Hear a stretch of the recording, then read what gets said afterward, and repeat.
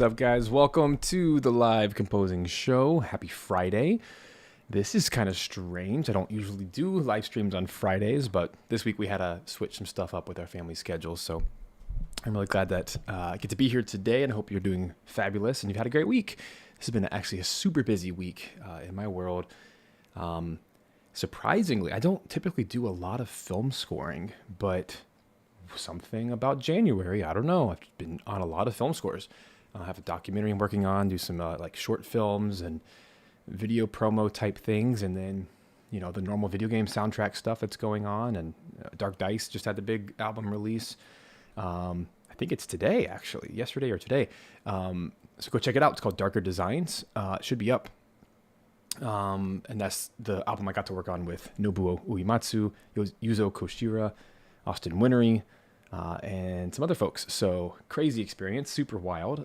So this year is already shaping up to be phenomenal, and I'm really excited for all the things coming this year. So hope you guys are doing great today.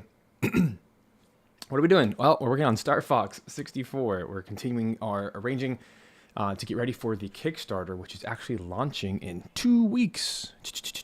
2 weeks. It's super soon. So if you have not yet joined the pre-launch page, which is basically just you put your email in and it'll tell you when the project officially launches. That way on day one, boom, you can come back it. You can actually check that out in the link in the description. It's on all of these Star Fox videos, but you can go jump onto there, and it's going to be live really, really soon. And I actually just put the trailer video up if you want to get like the whole spiel. I won't dare like bore you with it right now, but it's right here at the top if you want to go check that out. And it just literally walks through the entirety of the project and our budget goals and rewards and just all the things, who's involved and all that good stuff. What does this actually entail? But that's, essentially what we're working on right now. So come over here, hit that button, notify me on launch, and you'll get to find out about all that good stuff. And that's what we're working on today. We're working on new music, new arrangements to be recorded live with a 100-piece symphony orchestra and choir. So really hoping we can make this happen. I need every bit of support I can get. We need $50,000 to record the orchestra and get the orchestration and all the things that go with that. It's not cheap.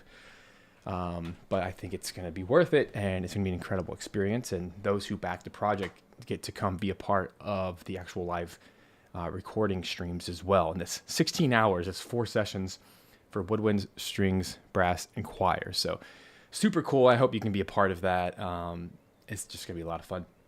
And one other thing is, while I'm thinking about it, you'll notice in the pinned comment in the live chat, for anyone interested, hello, wrong screen. That's fine. For anyone interested, there is a link pinned in the live chat. There's a Google form there if you'd like to register. Next Thursday, February 6th, we're doing a free masterclass on the topic of the only 3 things that you should do in 2025 as a game composer to get more gigs. I think I put the words out of order there, but basically we're walking through, there's only 3 things that you should be doing. That's it. There's a bunch of things you can do as a game composer, but there are some things, there's 3 things and specifically that are kind of tried and true methods and habits and routines that will land you work. And we have people within our VGMA membership who can attest to this. It's exactly what they're doing, and there's patterns, right? Success has patterns, it leaves trails. And so there's only a few things that you should be doing if you actually want to get some soundtrack work. Now, hey, if you're not ready for soundtrack work, you're still working on your chops, you're still, at the beginning, fine. Keep working on those things. Work on your composition, production skills, learn your DAW, learn your sample libraries, all that stuff. But if you're ready to actually start working and making a career out of this, that's who that chat is for. So it's completely free. We usually have our Q&A and master classes inside VGMA Pro. You got to pay for those, but this one's free. We like to do this at least once a year. It's just kind of a way of giving back. It's kind of a way of getting people to see inside what we actually do and the cool conversations we get to have. So if you've not hung out with us before, come check it out. We already have lots of spots taken, and so we have limited spots. Come join before we got to shut it down. And we still have a week, so it might fill up really soon. I'm not sure. But come click on that, and you can get inside. And there's no obligations. There's no like sales pitch. It's just like, hey, come learn this really cool thing. And if you want to continue with us, here's our group. Come join us kind of thing. But anyway, let's do some Star Fox, yeah? I'm excited. So today's going to be a little bit different and interesting because, well, maybe interesting for you, more like painful for me. Here inside my new Windows session, as you guys, if you've watched this before, you know I already have my template. I already have all of my tracks lined out. So today we're tackling track 15, which is one piece of music that's used in two different worlds, two different planets in the game, Titania and Macbeth. They're the two Landmaster tracks. It's where you're the tank. I always loved this level. This was like probably my favorite level in the entire game. I loved the enemy, like the train conductor guy that you talk with throughout. I like that there's this whole secret side mission that if you release all the levers, whatever, it causes the train to crash at the end, and you get to go a different route. So I love how Star Fox bakes in the multiple routes in the levels. I think it's so clever, and I don't know why they haven't made great Star Fox games since, but whatever. It's just kind of like the last bastion. Anyway, the reason this is going to be a little bit weird is the MIDI information I have from the actual game, from like the ROM dump, is I only have 5 MIDI tracks, but they're like random and generic. They're literally just called MIDI, and I have no way of knowing what is what. It's going to be a little more challenging today, so thankfully I don't have to transcribe like I did last week. That was a pain with Area 6, if you remember. Area 6 was, where did it go? Maybe, I think it's 16, or 17. Area 6, if you guys remember from last week, I had to straight up, like, use my ear training skills and figure out every little counter melody and harmony and which note goes to which instrument, and it was a, absolute awful time, but I did it, and I'm actually really happy.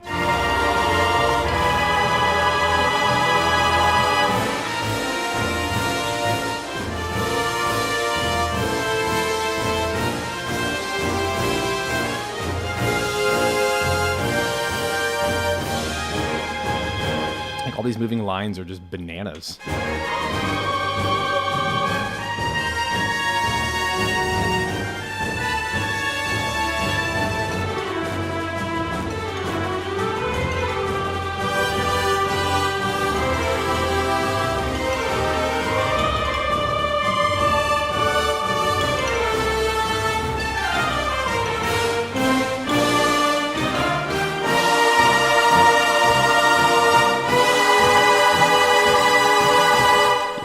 That turned out so well.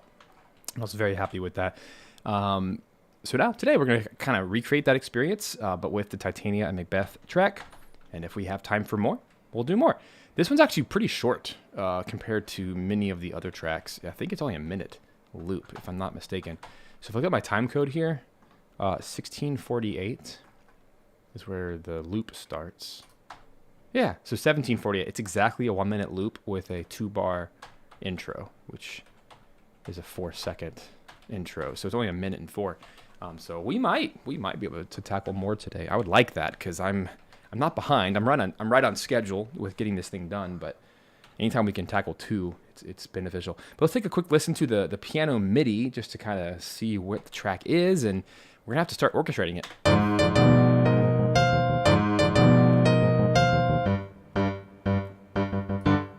Here it is together. Come on, is that not like straight up Stravinsky? I love it. Or Holst.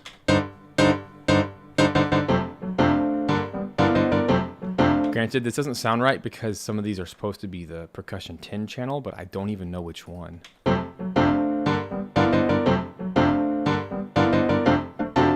Let's see if we can solve that real quick. It's not hidden.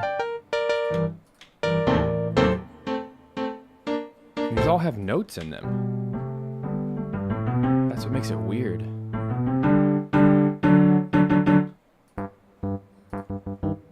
Maybe it's this.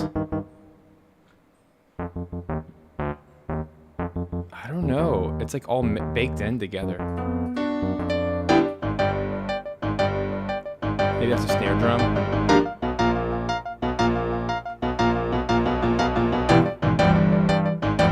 So But thankfully, I have the original soundtrack.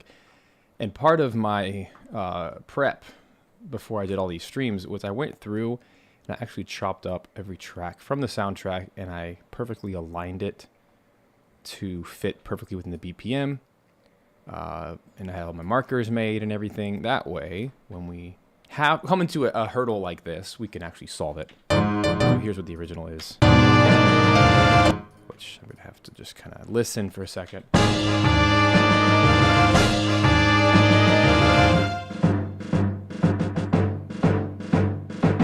That sounds to me like timpani. This guy. Yeah, that's exactly what I was just thinking. So let me take all of MIDI 5 here, pop it in timpani, see how that feels.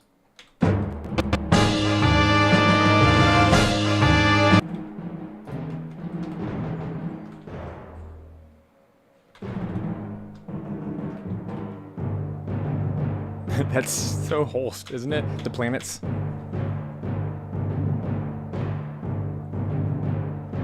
That's cool. Sounds really solid. I'm using Cineperk timpani for that. Recorded by MB Gordy, one of the best percussionists in the world. So this is like the Hollywood sound.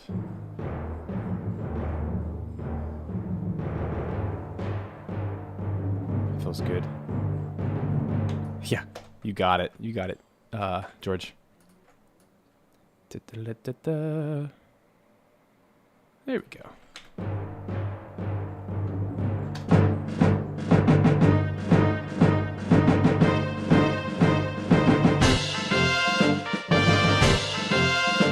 So you know what's weird is the percussion didn't even make it. Oh, how frustrating.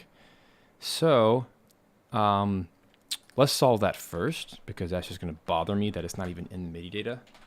Really weird.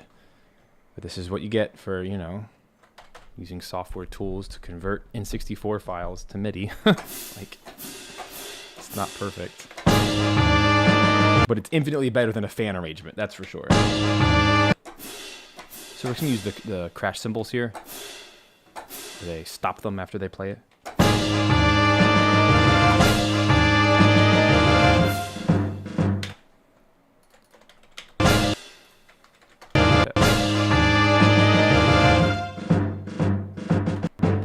I'm just going to skip to the beginning of every bar to see if there's a crash cymbal or not.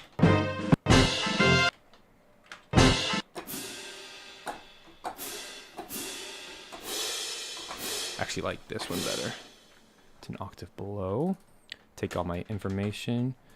Anyone who's learning Cubase, you can hit Shift and up or down to make all of your MIDI data jump up or down an octave.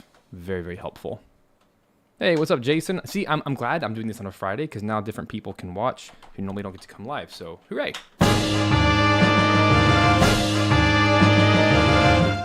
we go. Skip ahead.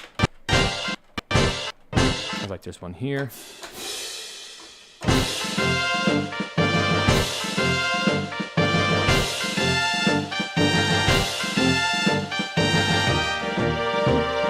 Cool. Let's get all those quantized.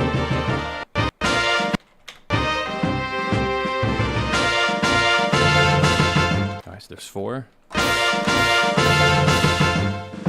Just like that.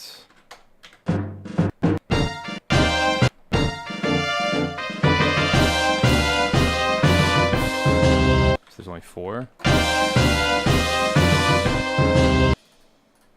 Wow, so many crash cymbals. Ah.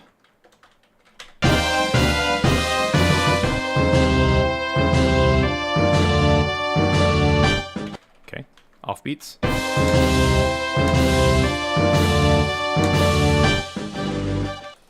Nice, nice composing. This is Hajime Wakai as the composer.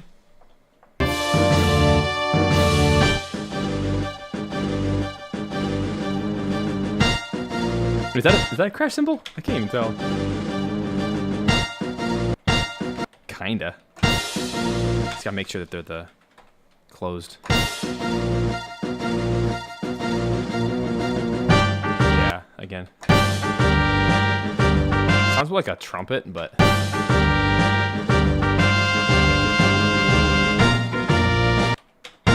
Yeah, a little one.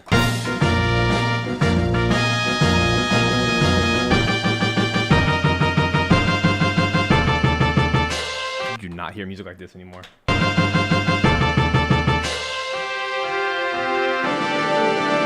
Did you guys know this is Wakai's first soundtrack? His first game soundtrack, and it was like the greatest banger of all time. What the heck?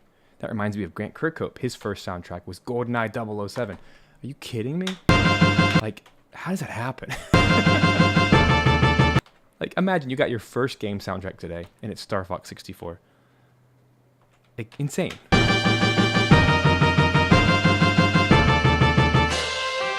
This is a long one. So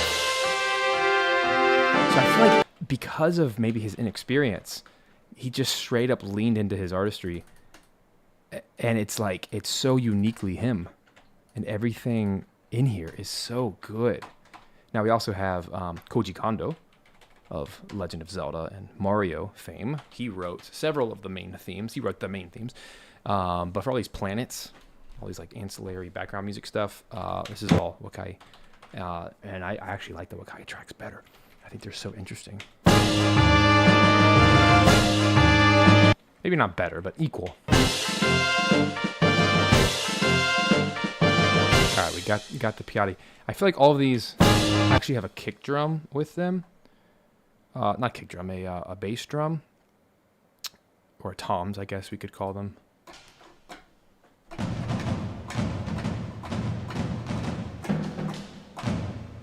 So I'm going to make sure that we have a nice hit. That's what I'm hearing in the mix. Yeah. So I'm just going to play them in, but I'm going to double what the crash cymbal is doing. And try to skim through this.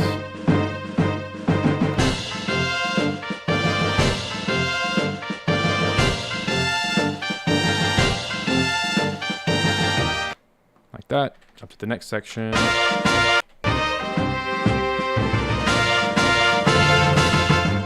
Let's give it some more oob.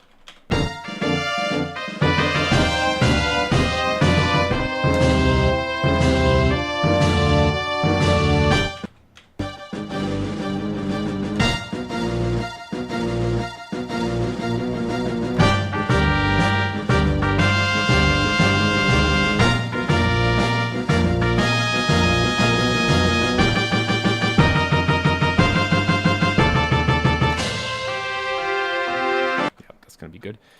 Take all those, quantize. So that just proved that this part, MIDI 3 down at the bottom, is strings. So I'm going to go ahead and take that and pop it into just a generic strings short patch, and we can divvy out the parts later. And also from what I heard, there was all these trumpets, right?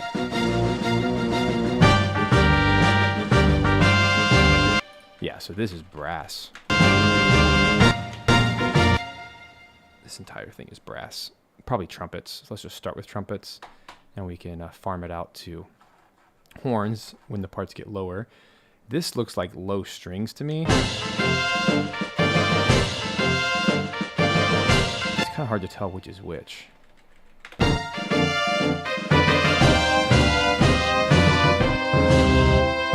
Okay, so this is horns.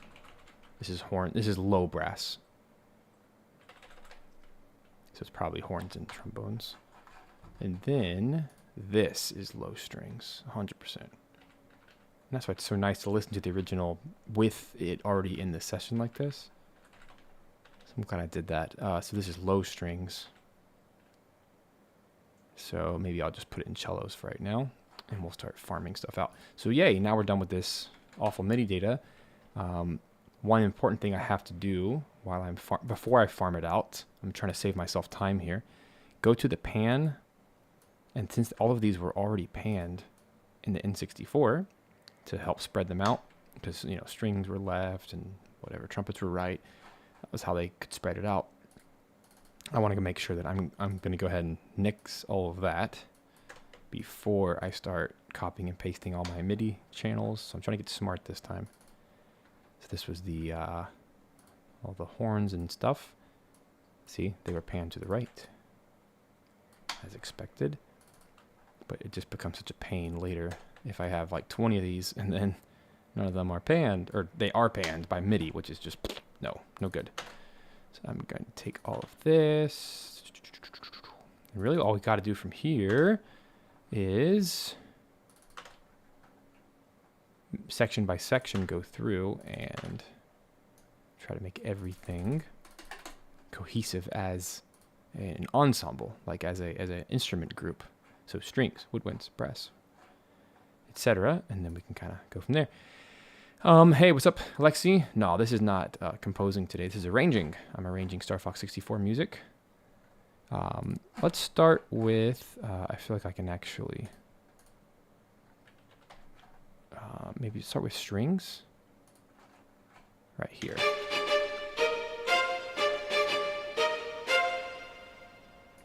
All right, so this is going to account for first violins, second violins, and violas.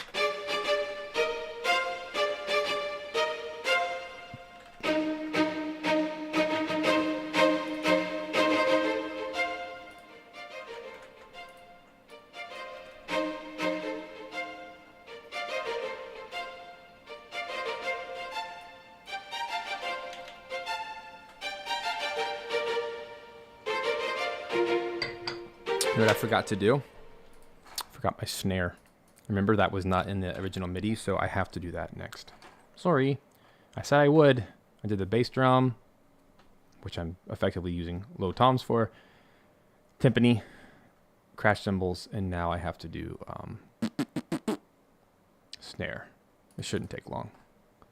I'm pretty sure it's a repeating pattern. So let's... Which one sounds more militaristic? I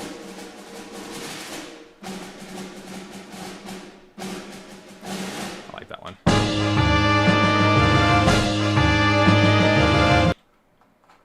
All right. Kind of hard to hear, but that's why we're doing this.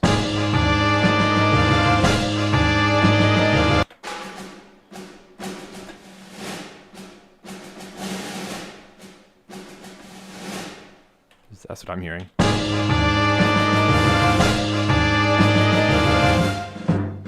Like that.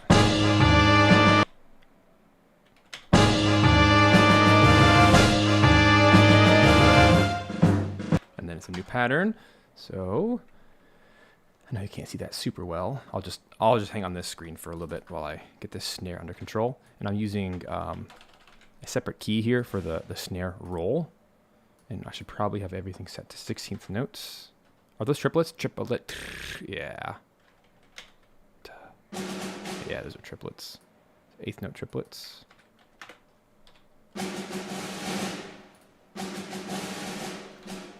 Here we go.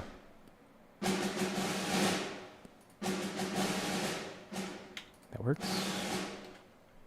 And this next section.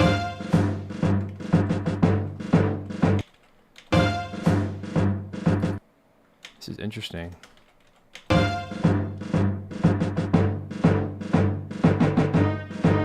So it's going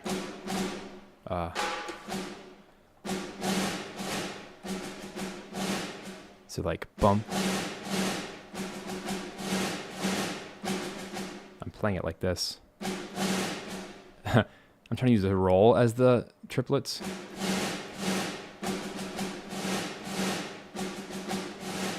And you can't really see it, but over here I'm using the mod wheel up and down to try to like get a little bit of like a little crescendo out of it. I think that'll work, don't you?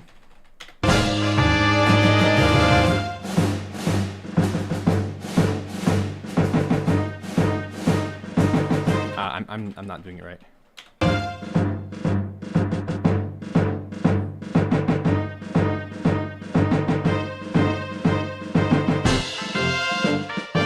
Ah, it changes again. Dang it. Okay. That's tough.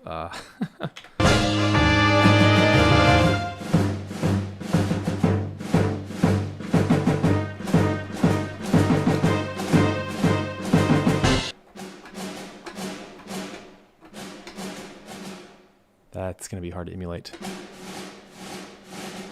Ah, I got it.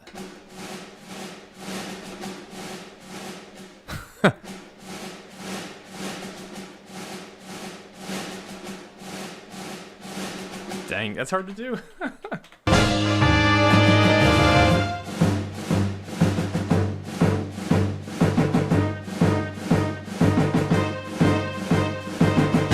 Whew. Okay, I did it. Look at all that mod wheel. Jeez. Did it though. Okay, let's listen to it.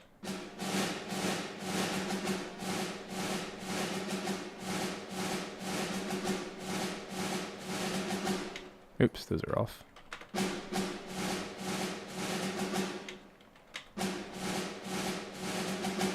Why does it sound weird? Oh.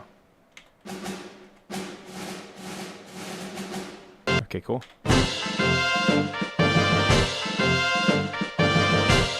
Then it changes slightly.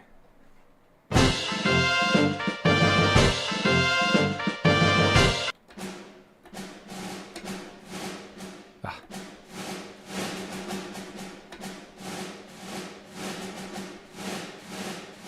Isn't that the same?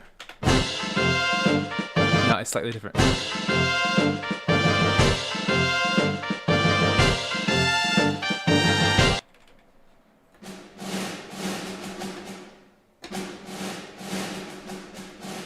Jeez, it's hard to play.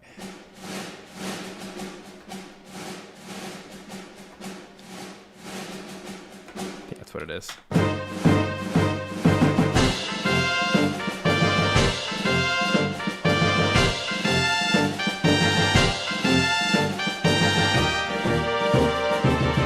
Whew, tough stuff, man.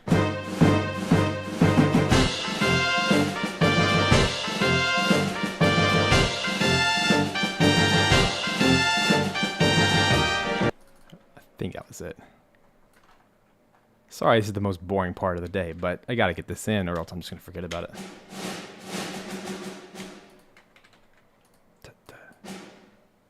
Oh, I get it. It's going back and forth between triplets and duplets. Oh, yuck. Anybody else catch that? Dum brum triplet duple dum brum triplet duple da. Ugh. That's what was throwing me off. The rhythm. It's great writing though. It's these little details that just make it so good.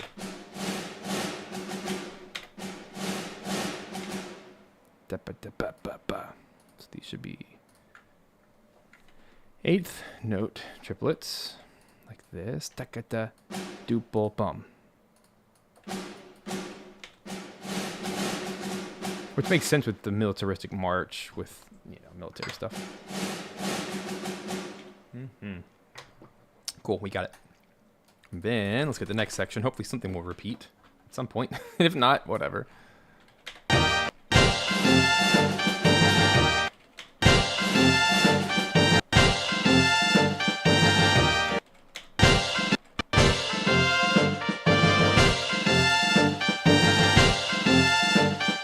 I don't think there's a last beat on these. I think it's actually bum bum bum bum bum bum. Like it just keeps. There's actually a space.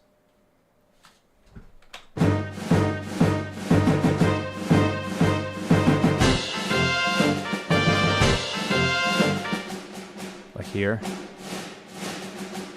I don't think there's a last note. Bum. Bum, bum, bum, bum, bum, bum.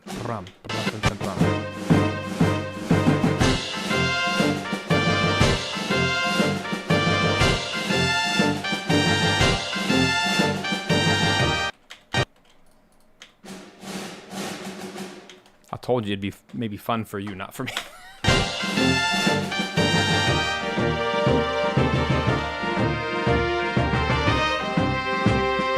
Surely that's a rhythm we've done before.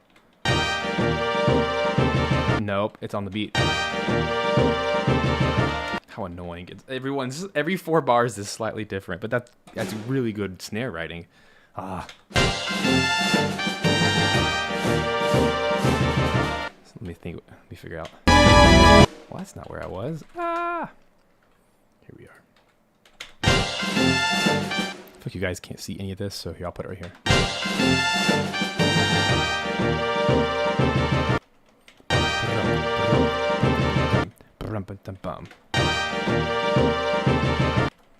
Bum, brum, brum, brum, bum, bum.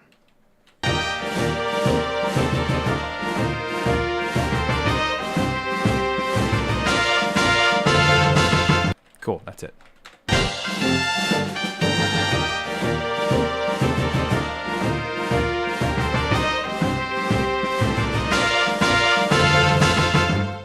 There it is. Whew. Tough toenails. Go back to the eighth note triplets. I'm like so off. Okay.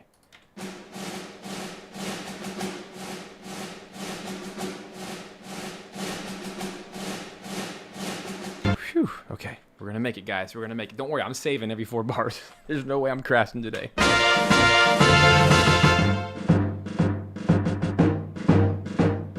Oh, good. It's the same. I can copy something for the first time. Yes. All right. That's a really big win. All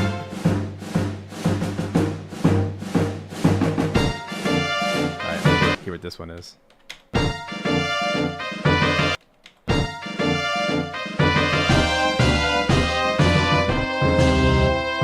That's when it changes, but I get 2 more out of it.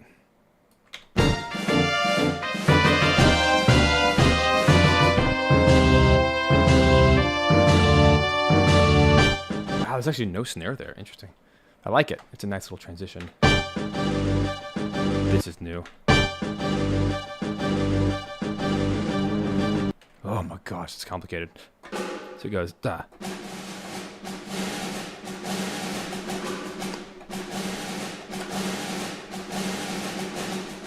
Jeez. I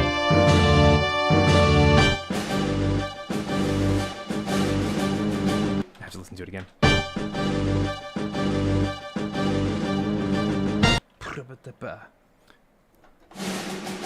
Oh my gosh. This is why we do ear training, folks.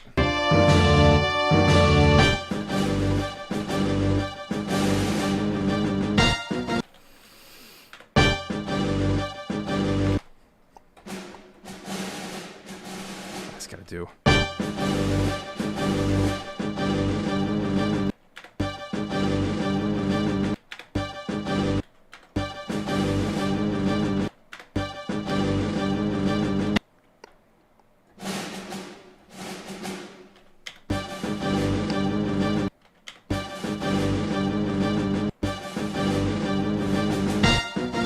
Did it. Oh my gosh.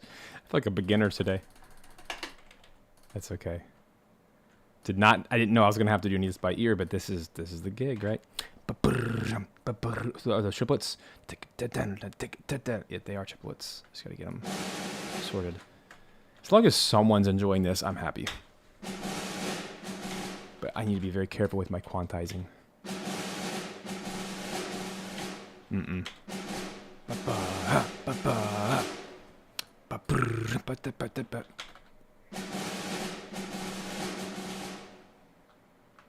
How does it go? So it's the same rhythm on the 3rd beat.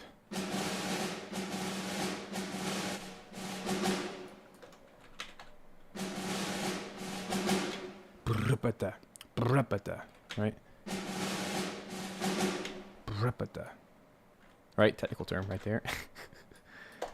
So what I have to do over here, there's 2 facets to this. It's not just the notes, it's also the mod wheel to make sure that the snare is rolling correctly, which is cool.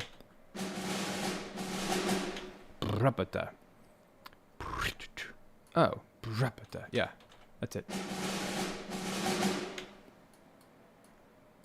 It just has to be.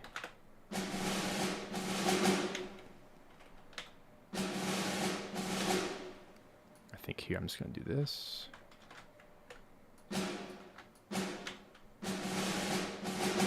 There it is. Okay. Whew.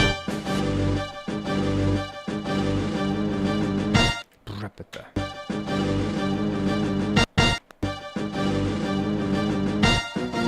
And I think I can just copy this now. I'm hoping, really, really hoping.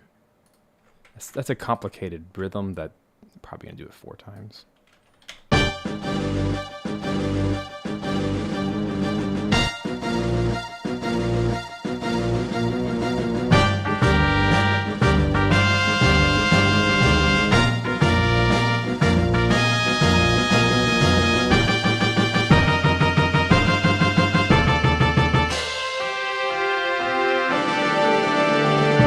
Cool. Now all I have to do is do this last roll.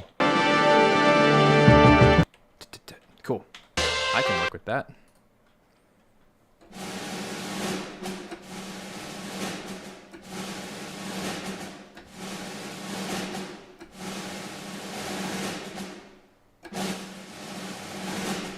There it is.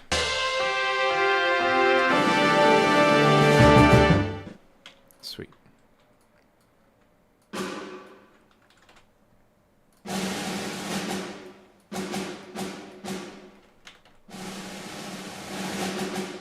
Hooray! And then it'll loop right there.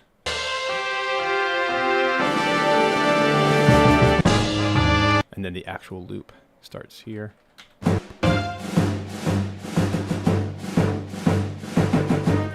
Alright, now we can close down this. The official.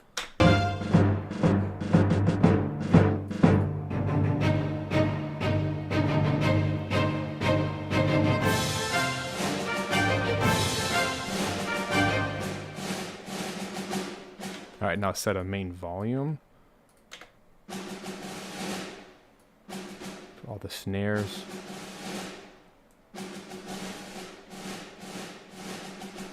That's going to be really cool.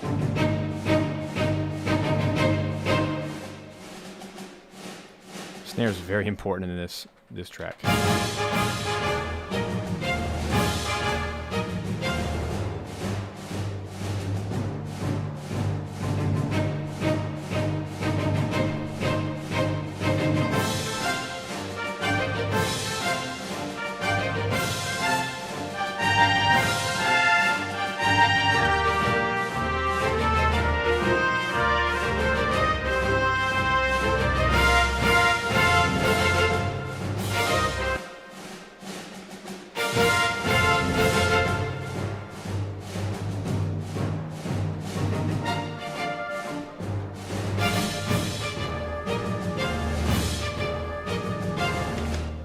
Let's get to work, yeah?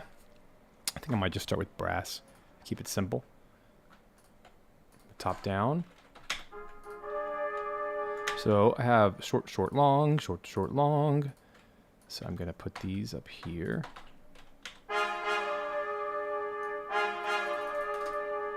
So the reason it's not working is the mod wheel is not all the way up as it should be. I'll go ahead and set my volume.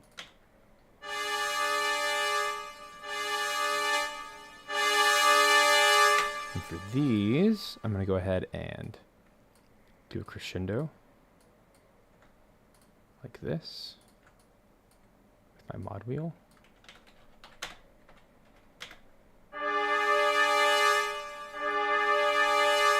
Then we'll go ahead and get these all the way extended.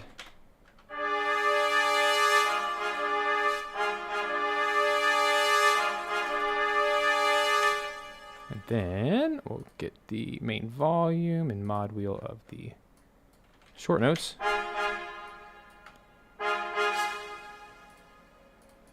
Like that. It's just kind of massaging this stuff to make it feel good.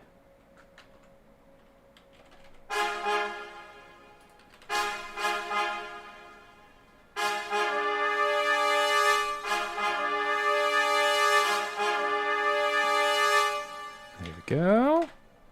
Let's keep it going. I wonder which of those notes should go to the horns as well. What do you think? Can they get all of them? They can. And we have 6 horns, so 2, 2, 2. Cool. We have 4 trumpets. So what we'll do is we'll do 2, 2.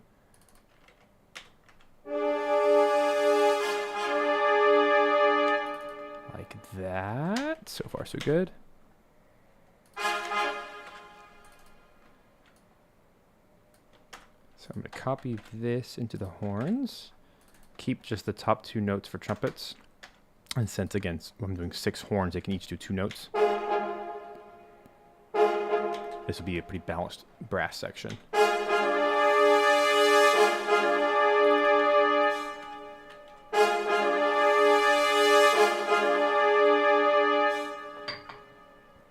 Cool. While I'm at it, let's just go ahead and get this. This is the same thing, where we need the long strings.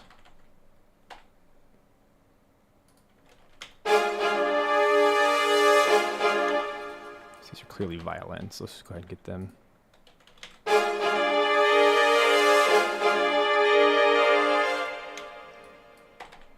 So this is going to be violin 1, violin 2. So we just go in here and chop off the bottoms for the 1s. Chop off the tops for the 2s. Like that. Now we have violin 1, violin 2 as the actual instruments. And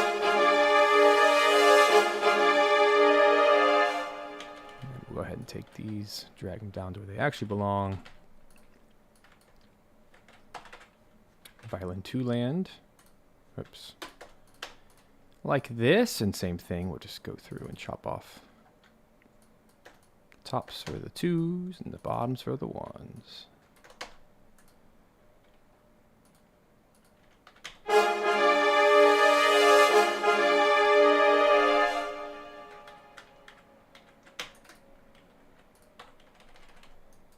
And also just make sure that the velocities and stuff, all that stuff's ready to go.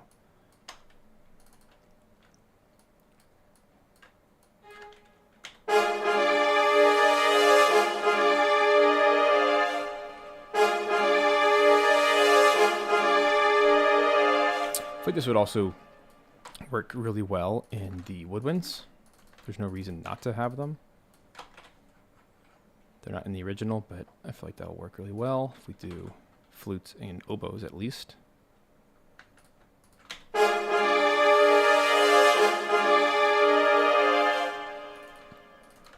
Let's hear those by themselves. Just gotta unsolo all these things.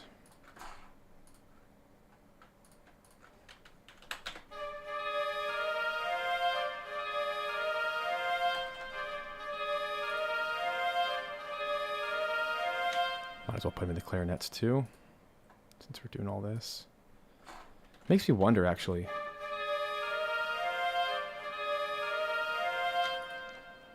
Let's at least double it in the clarinets. I think I'm gonna pop this into clarinets. Double the flutes only, and the oboes, like this.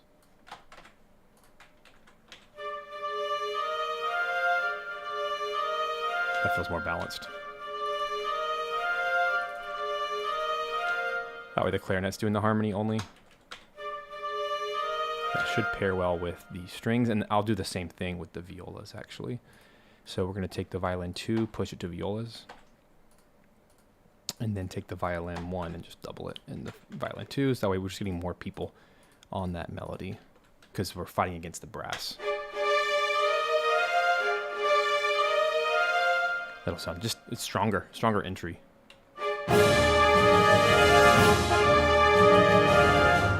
Yeah.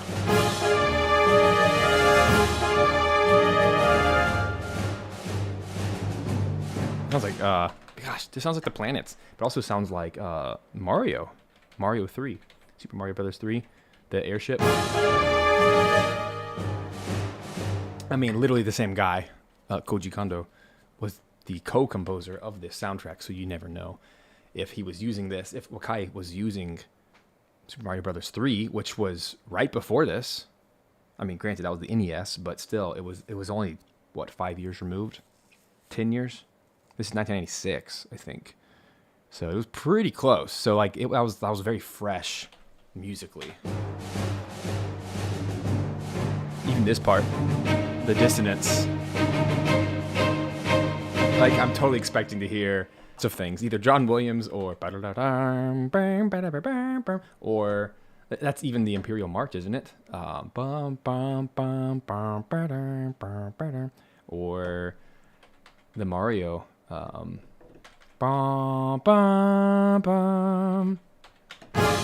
all in that same space.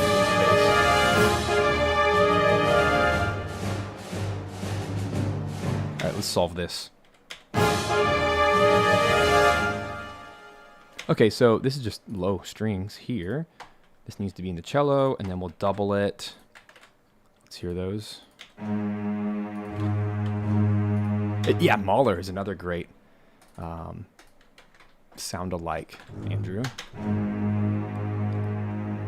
Okay, I feel like these need like a space. 1, 2, 3, 1, 2, 3, boom. Or at least here. Crescendo, boom, boom, boom. Oh, that's gonna be so fun to record. And let's go ahead and double this with trombones because they're not doing anything, and the tuba.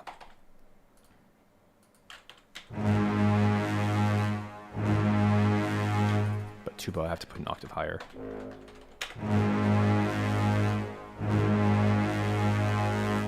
Nice. That sounds awesome.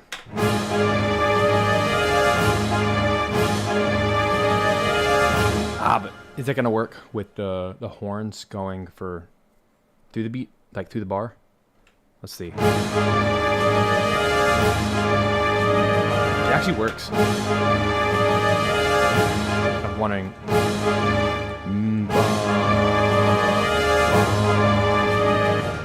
I wonder if it'd be less startling if we take all of these low notes. Excuse me. What if we just extend it to an 8th note, like this?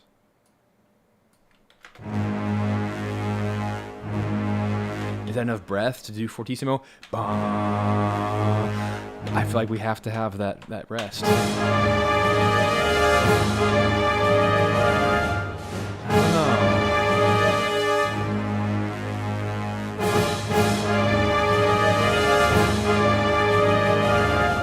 I think we have to have it.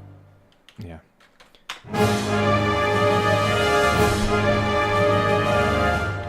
Oh, you know what we also need is I feel like I'm kind of torn here.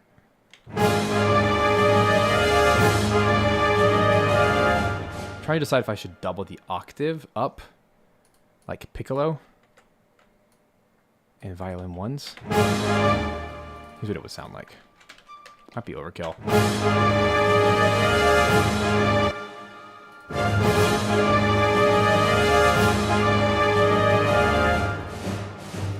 Kind of like it. It's so dramatic.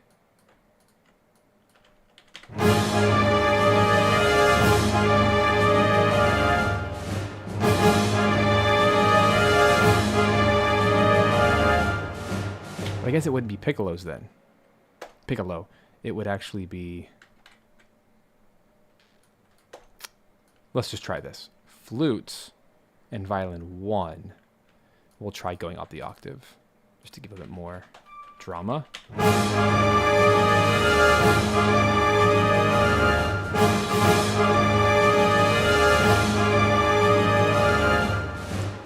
But no.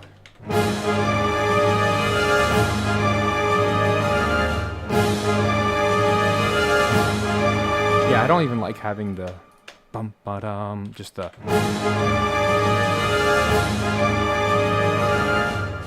Is that too much?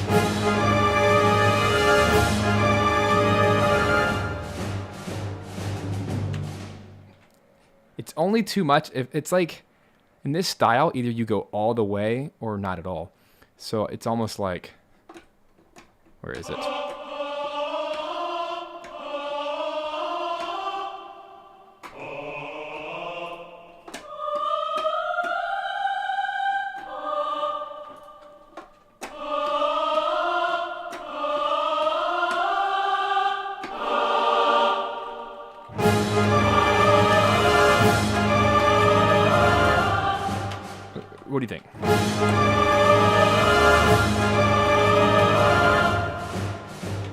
it makes sense to do the double octaves.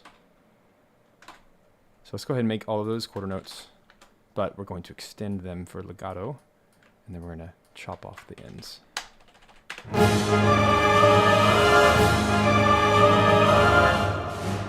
I think it works. And then maybe even let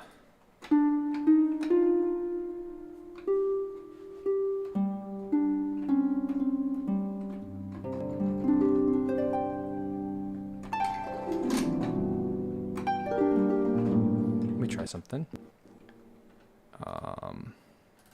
Harp gliss. I had this instrument made. I haven't even used it. Let me grab. Yeah. So Kyrian G minor-ish. So it's a whole tone. So G minor would be E flat major.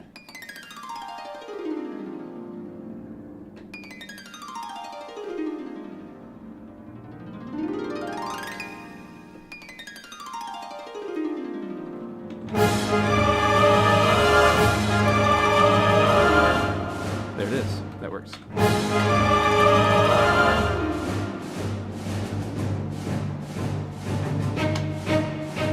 Okay, that was it. And now let's work some magic. This is why I recorded this library. Literally just going to do a bounce in place and then play around with it. So first things first, I'm going to take this and speed it up by using my time stretching.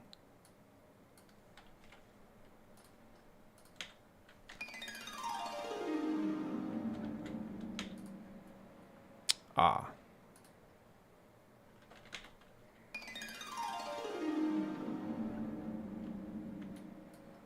Let's even do it more.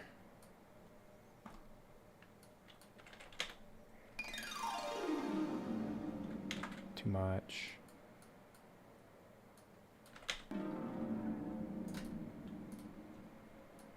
Okay.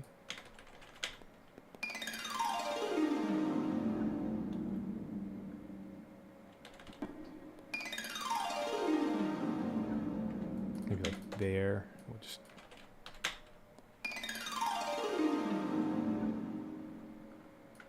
something like that.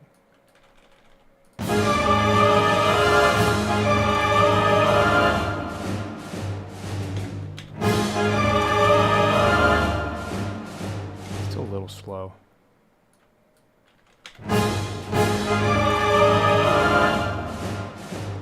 There it is.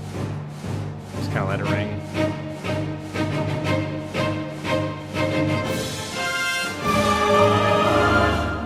That's so cool.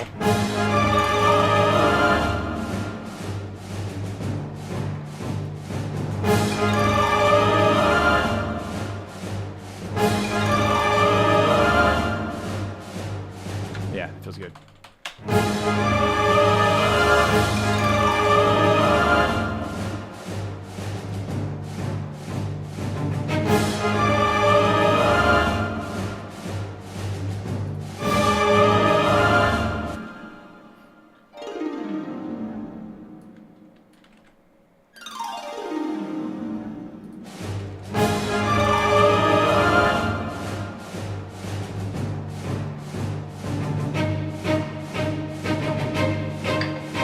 Clean this up a little bit.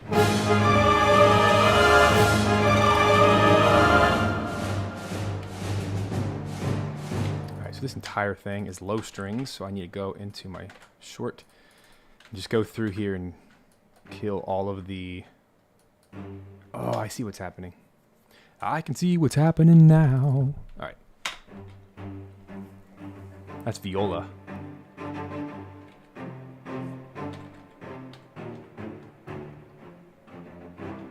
This falls victim to Wakai writing this entire thing with a string ensemble patch, so it just didn't matter which instruments played what. This is very frustrating. So maybe what we'll have to do is this. This is very frustrating, but basically all the viola notes are going to have to be cello notes. So we're just going to do it this way. It's the only sane way I can think of it. So wherever it... There we go. There we go. Okay, so I'm getting rid of all of the bass notes. Like that. Okay, now all of the double bass notes, oops, are going to be all the low notes.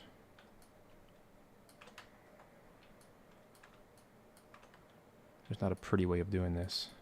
Not that I know of. So get rid of all of the upper harmony notes, which are just octaves. Which stinks because it's like it's just close enough that it could be cello and double bass, but it just doesn't work out that way. So let's check these out. Sounds good. These would be way louder in real life.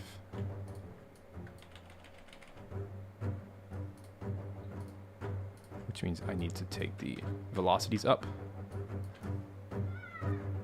There we go.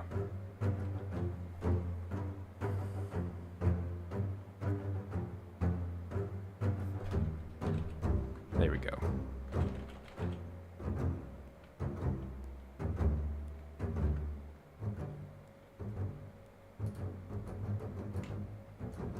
Some of these are too quiet.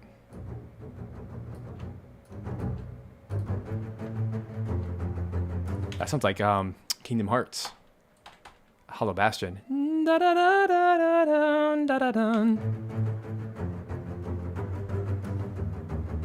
That's a very Japanese chordal harmony, which I love.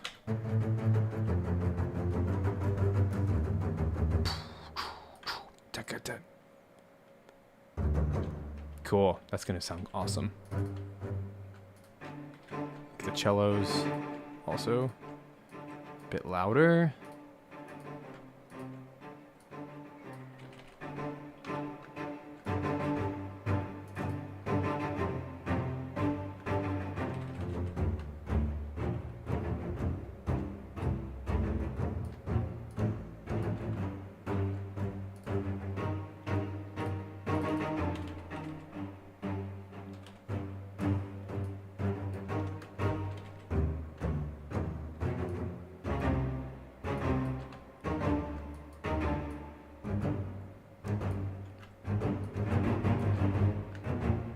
Sounds awesome.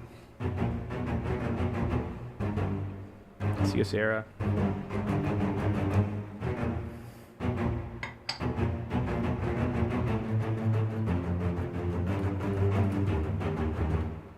It's like orchestral rock.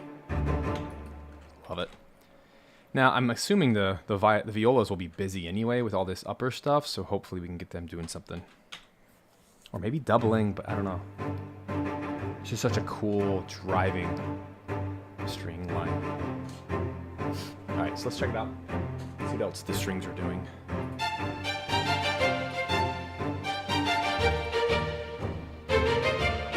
Classic. Oh, okay, so here's some 3-part harmony. That's good, that's promising. Still don't know what to do with the violas. Oh, there's a viola.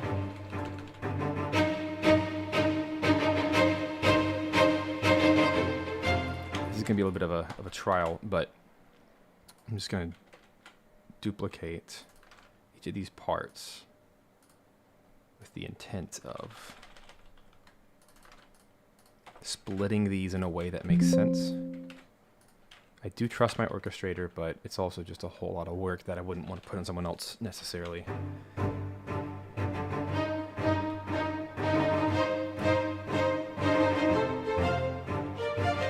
So here's what I have to do. Let's go to violins. I feel like those two are taken. Meaning this is seconds. And this is violas. I'm just kind of process of elimination here. Like this. I'm sorry, but these just stink.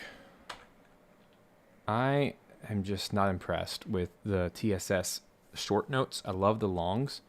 It's just really bothering me. So let's just go back to something that's very tried and true for me. It's never let me down.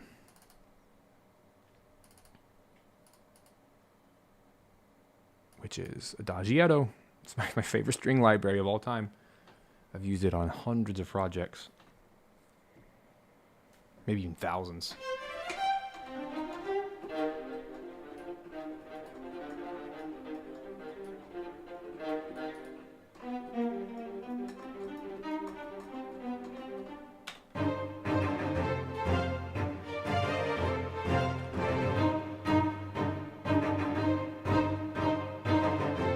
Hey, Jordan.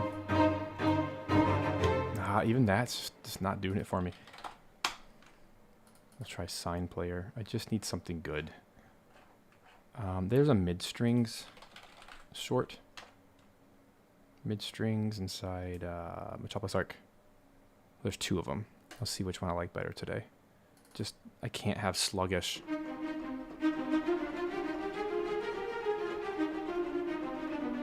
I like that a lot. Let's compare it to this one.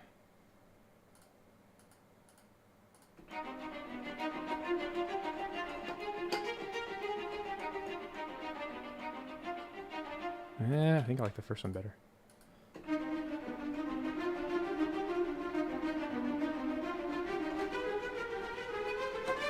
In the middle of giving online guitar lessons, then VGMA coaching. Woohoo! Get it, Jordan. Get it.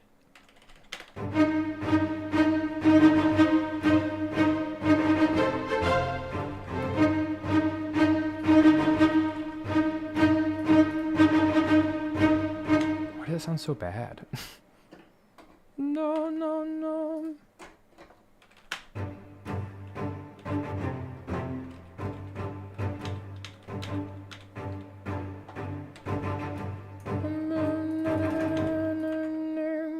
That's why. Now all of a sudden it sounds bad again. What in the world? Okay, let's try this one. I'm just so not happy with that.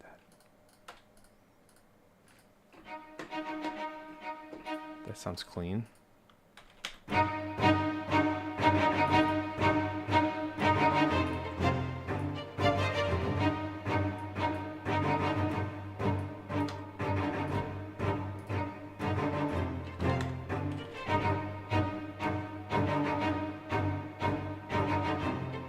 Alright, I can live with that. I can't live with this one though, it's just too bad. So let's do... Golly, sorry guys.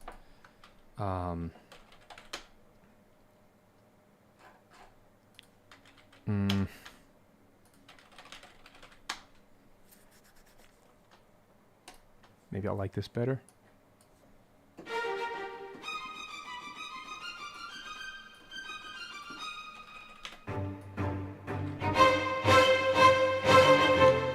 Nope.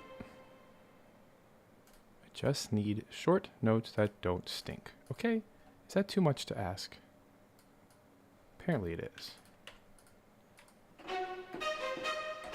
Like that one. Yes. Finally. Didn't know I was gonna have to like fight so hard to get a decent sounding violins today. Let's try this one.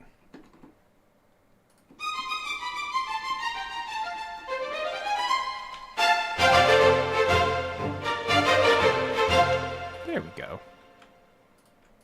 I can work with that. The problem is I'm tripling up on my notes right now. That's why it sounds so awful. So now that I have 3 things going on, I just have to, unfortunately, do this.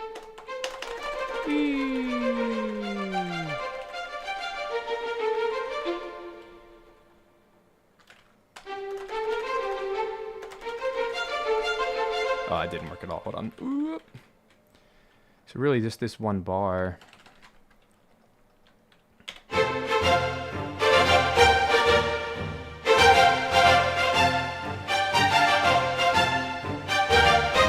this is where the triple harmony comes in. So all the viola stuff can die there. Cool, cool, cool. Because that's the triple harmony bit. So here, first, second, and then viola will be the lowest.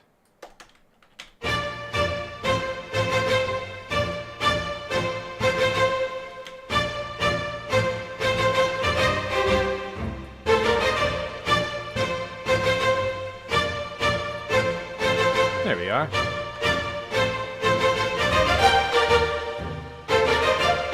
These are way too loud, but I'm not there yet. So now let's get the seconds going on. I have to keep all of the bottom notes. So I'm going to quickly go through all of the tops.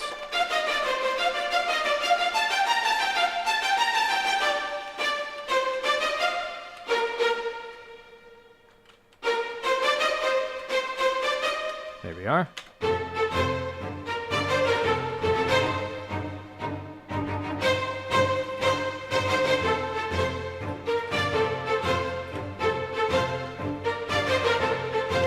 This is way too loud.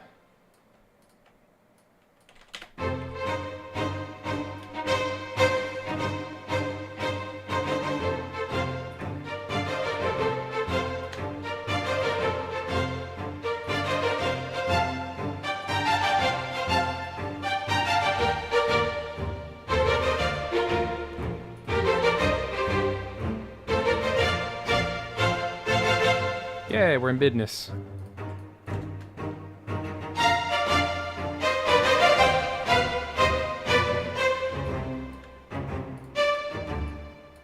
Okay, so we have to get a little creative.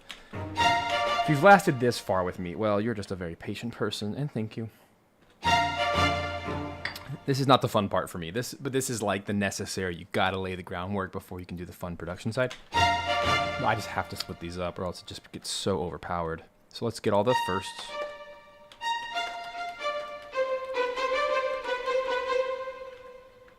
I'm okay with first and seconds both playing this. That'll be fine here. But what's not okay is like this whole part can't exist. The seconds have to just play the bottom notes.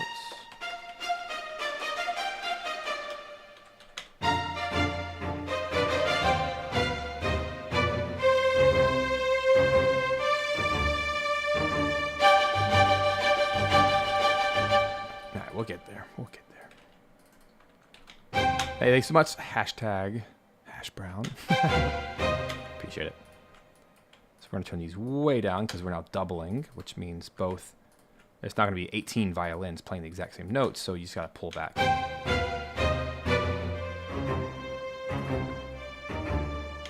What I can do is let's do a little crescendo here, like this.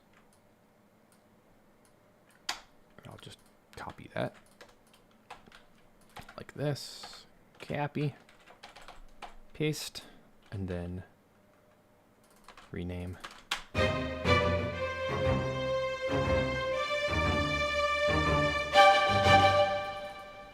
And I actually agree with this eighth note because this is where we're probably going to double it with brass. Get a little bit of breath, or even choir. That'll be a nice little moment to breathe.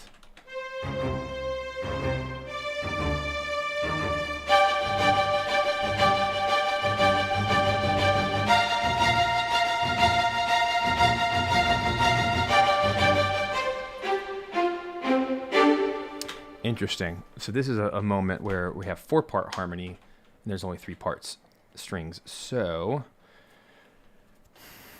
I'll keep, first and foremost, let's put all this in the long notes, like this. And then what I'm going to do is split up.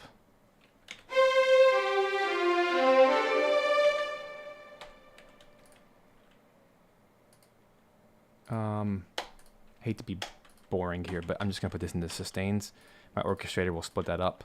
But basically, it's going to do first violin has the top line, second and violas have, they're going to split up the remaining lines.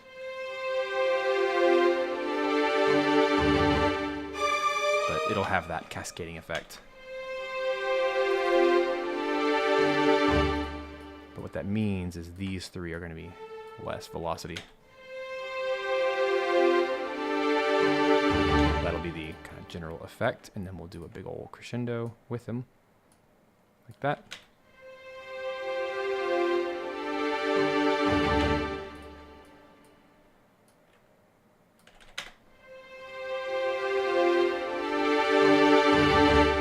Sweet.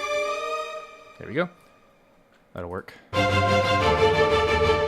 Now he's got to fix this part. So this entire thing really only works if we get the tops and the bottoms separated. Like that. I'll do the same thing with seconds, but opposite. Which isn't too hard to do since they're all moving around like this. All right. Oof.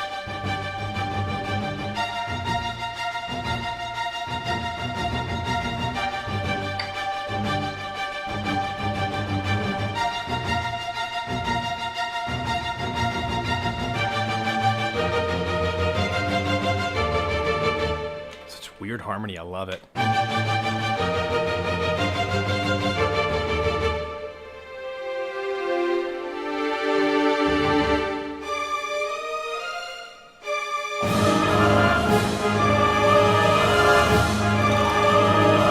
That harp is so good.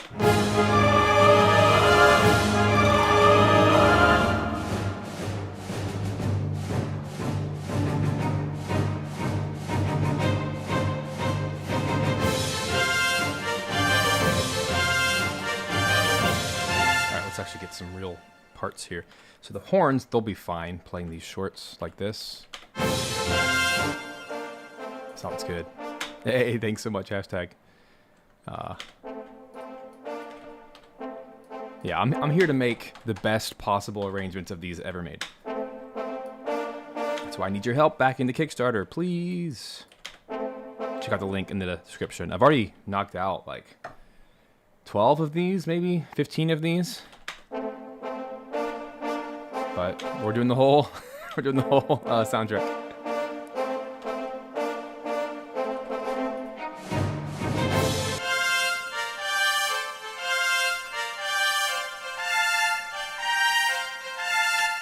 These little notes just get stuck. It's weird. Are these triplets? They are triplets. So let's take our quantize here and just make those not ugly. There we go. Oh, they're actually quantized already as 16th note triplets. Thanks, Wakai. Can you imagine programming this in like coding language? Ugh. They didn't have MIDI back then. Hey, thanks, Yomi.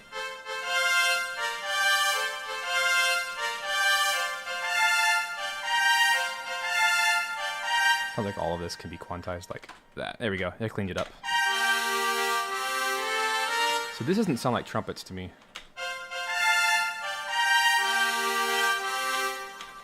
This sounds like horns.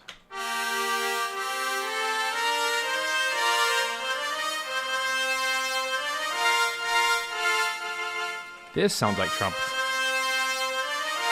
I gotta get creative here. Oh, I know what to do. This is actually... I bet you basically all of this, if not all of it, is trombones. It's gotta be. Here's why. Yeah, that's it.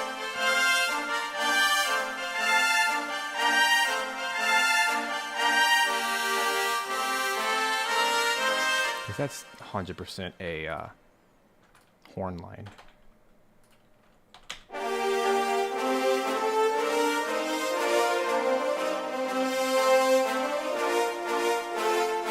And then we'll split it up.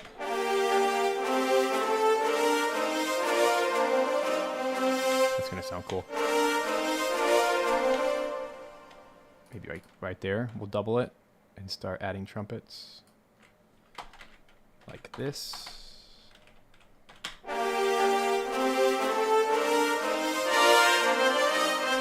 Yeah.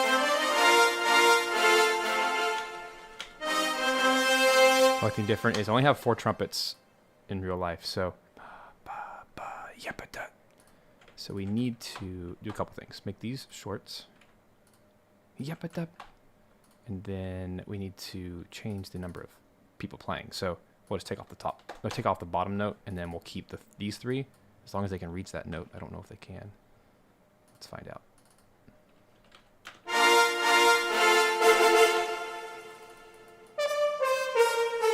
That's fine. We'll do that way.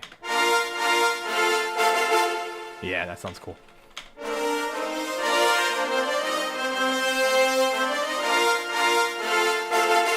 Oh, sorry. Same thing. So we're going to get rid of the bottom note of the trumpets and the top note of the horns.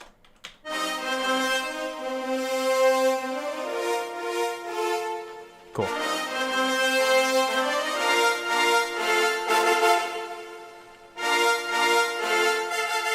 And just to kind of make this more interesting, we're going to do a little crescendo like this. It's the end of a phrase. You can't even see that. Like this. Just doing like a little crescendo.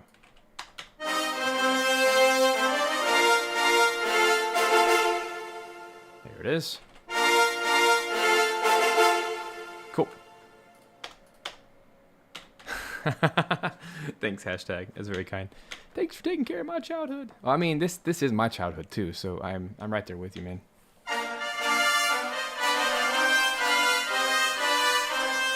This is 100% trombone. It's just gotta be. It's too trombone-y not to be. And the best part is, I can totally guess. There is no right or wrong answer because the original MIDI, I say MIDI, but the original notes inside the game, it doesn't specify what the instruments are. It's just brass. This entire channel was brass. This entire channel was strings. And that's the fun of this, is I can really get into the nuances of what instrument would sound best, you know. How do we work within the ranges of the instruments, the tones of the instruments, the size of the ensemble, the balance, and that's what I'm doing here.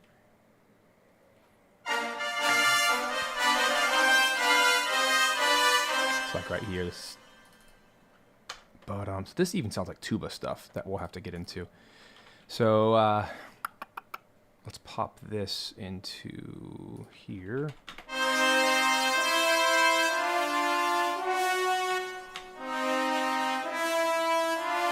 I finally have to pull out the sustained trombones. I've gone this entire soundtrack without having to do this, but whatever. It won't sound good unless I do it. So trombones, we're going to call it trombones sus 2 to 3. And then let's erase everything that's in the entire soundtrack. There we go. Yeah, I had to do it for trumpets and horns already, so I'm not surprised. All right, let's go over to ADO. Let's see, within the brass we have trombones, and let's get the sustain patch. I try to avoid using this as much as possible because it doesn't sound as realistic as the legato, but for like holding 2 chords, whatever. And then there we go. This should all be loaded.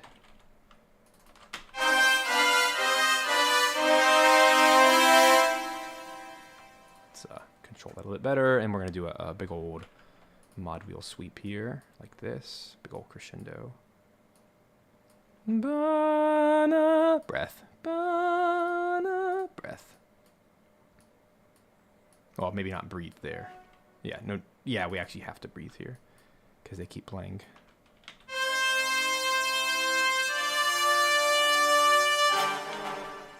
Let's practice that. Like, yeah, you gotta breathe fast, but it's fine. It's fine. We won't kill them. I mean, it's fine. They will live.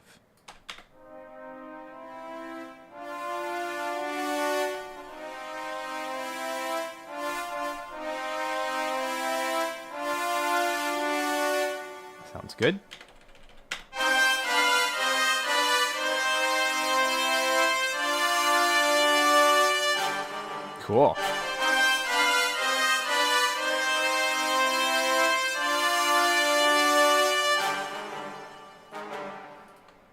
What are horns doing?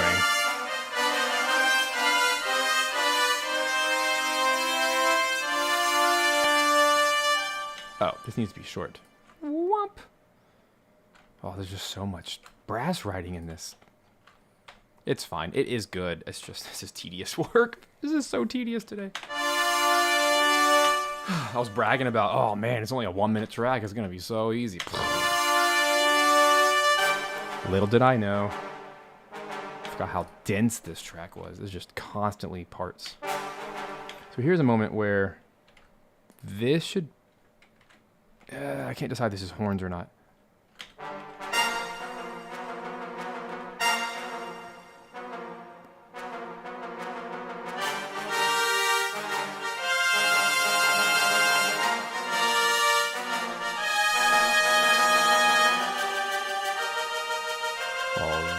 This, I'm gonna have to work my way backwards. This has got to be horns. That's so cool. I love that part.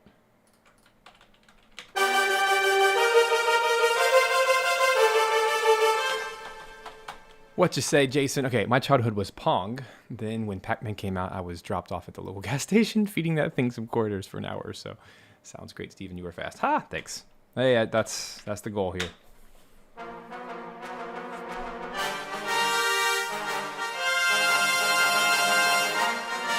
This can't work. Okay, I know what's happening. Here's what needs to happen. This is a weird. You see how there's 4 parts? I have to extract them, put them into trumpets short. This is not a trumpet line. That's how we know. It's actually a horn line.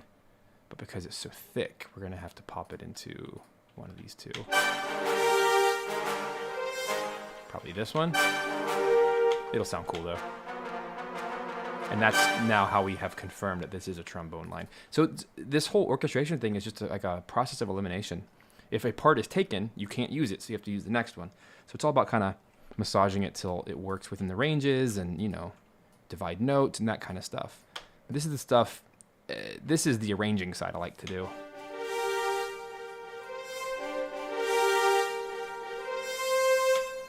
Can we not hit that?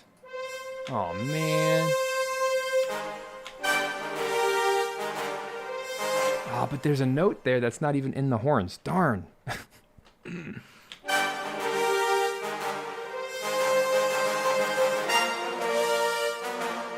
Dang it. I have to go back on what I just said. This has to be an overdub. There's no other way to put it. The way it was written, Wakai actually wrote 2 trumpet parts at the same time. Nothing I can do about it. It's not a big deal, it's just an overdub. And that is something my orchestrator will have to put in the copy work in the sheet music. She's gonna actually have a separate cue, which is like another line of sheet music on top. That's called a trumpet overdub. And so the same 4 players will just do a separate take playing those 4 notes that are on top. It's not a big deal, but it helps with mixing and stuff to keep everything consistent.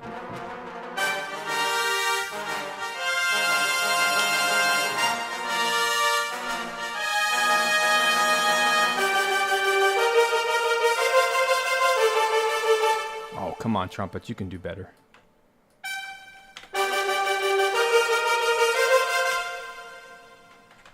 Too wimpy.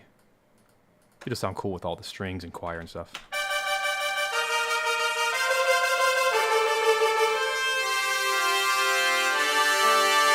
Yeah, there it is. This feels off though. Here's what we'll do. You see how there's 2 and 2 like that? 2 and 2. We'll just pop that directly into horns like this. Yeah, and then the trombone picks up the last one. That's cool. 5-part harmony, jeez.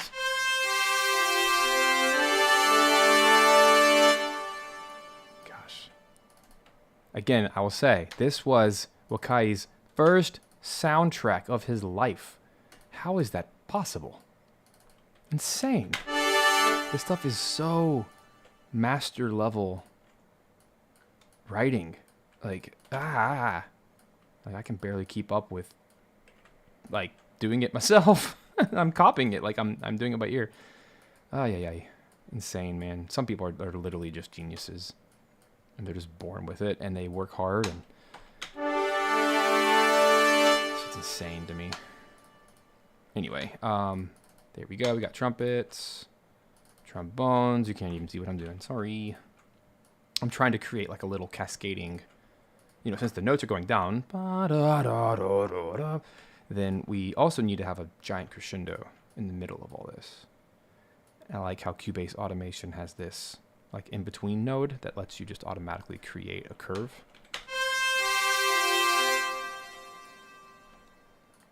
It becomes very musical that way. I mean, nothing beats the real thing, but this is as close as we can get without the real players, right?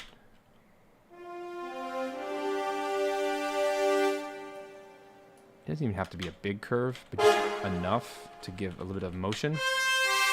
Especially those trumpets are way too loud. Honestly, I'm just gonna like do this.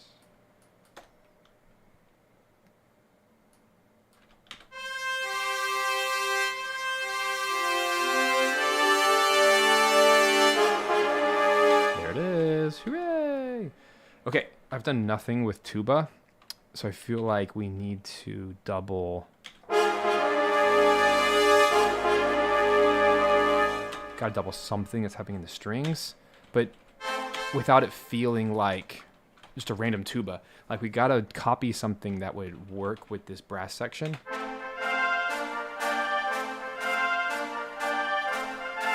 Trumpets, who told you could be quiet? No.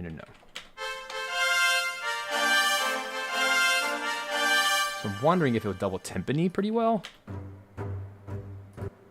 You can't really double strings. Timpani would be the only thing it could actually double without getting in trouble.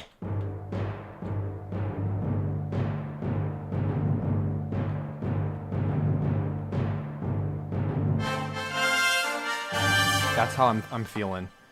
I feel like starting right here. I don't know. Let's just try it. If I copy all of the timpani except for the intro, what happens if I pop that into tuba?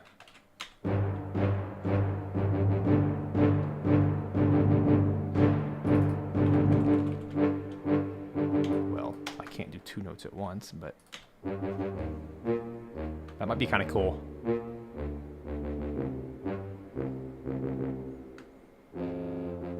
Oh, that's funny. So this will just do a long note.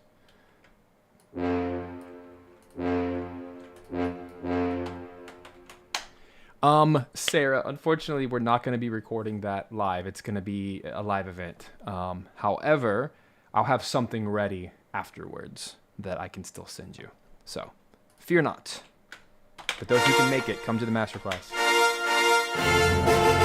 There's going to be a Q&A portion of that too that we're not recording. The whole vibe is we're trying to keep it private and not a public. It's public, but you know what I mean. It's still a closed off room. Whoops, sorry.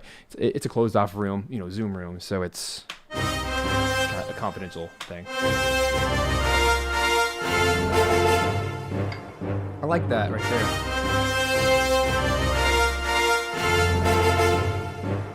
Okay, I'm digging the tuba.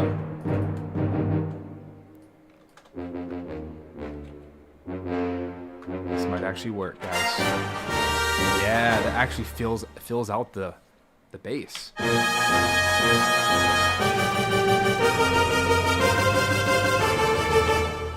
Does anyone here actually know if a tuba can play that fast?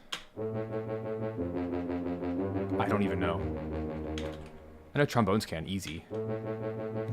Like, is it possible?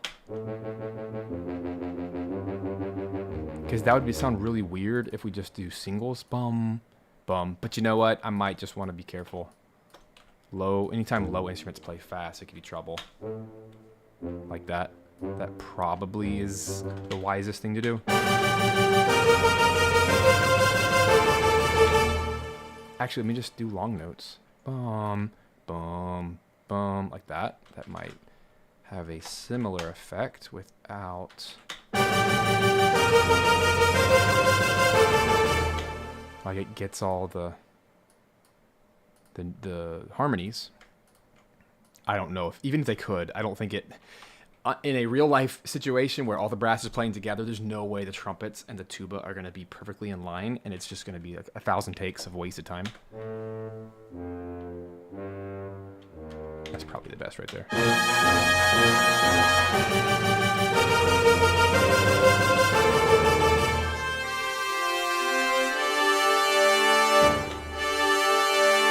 Oh. Oops. No. Yeah, okay, let's do this. I didn't know there's a second note there. For trombones, let's put that on tuba. What do you think? No. That'd be cool. Yeah. Cool. And then let's actually see what it feels like with the correct loop point.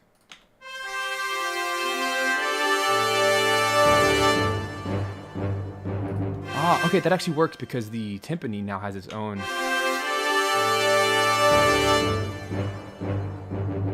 Cool. I like it.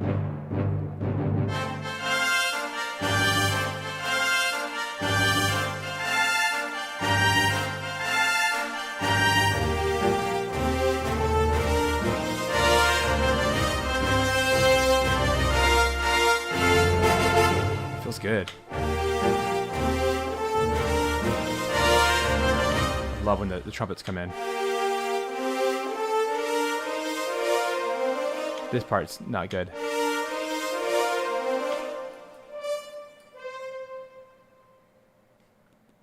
This is like...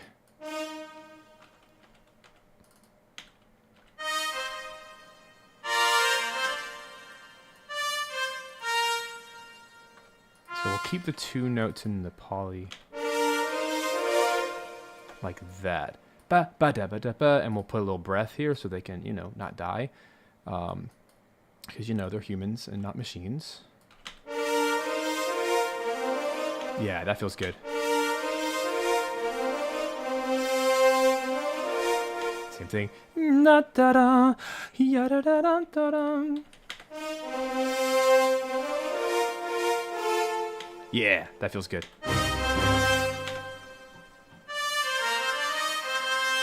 Same thing, give him a breath.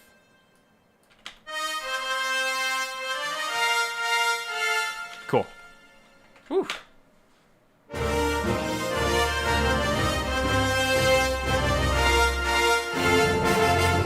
There it is.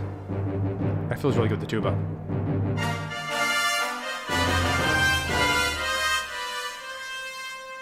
My volume's back.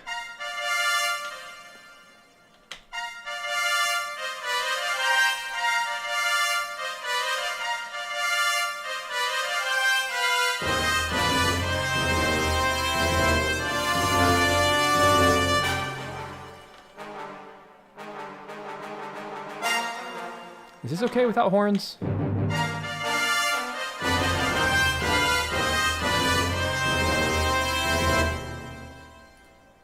What happens if I double this in horns? It's just too high.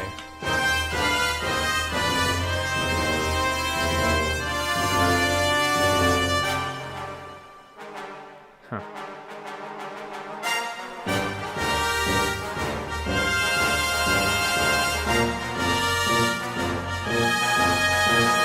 This needs a crescendo, a big old crescendo. Right here.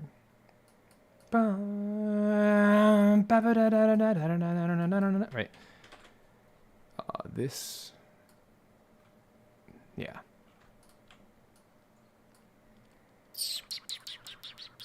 Here's what I'm doing, by the way. Right here.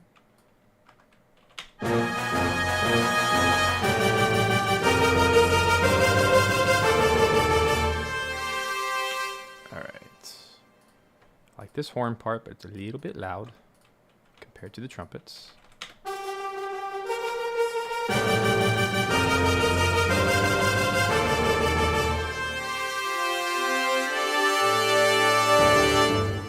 Sweet. Let's get the whole ensemble in. Ready?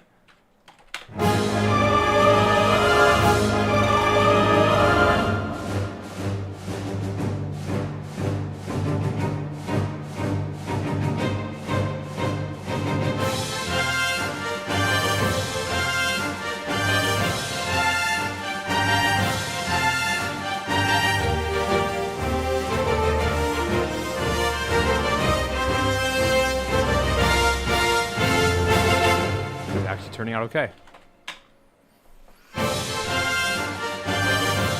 Don't like the strings though. I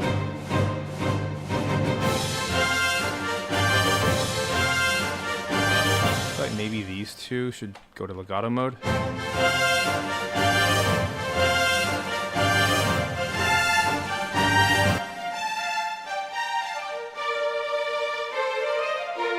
Oh, it's just so sluggish.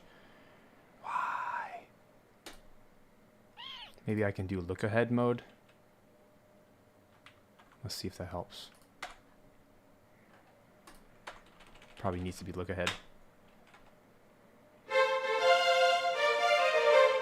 There it is. So that's the secret. But then I'm gonna have to do, if I do look ahead mode,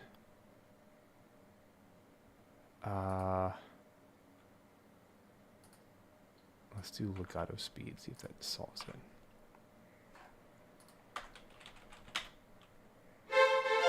Alright, now they're just 5 million years behind, so maybe I can do like -500 to compensate. It's a cool engine, but you gotta like know exactly how to program it in.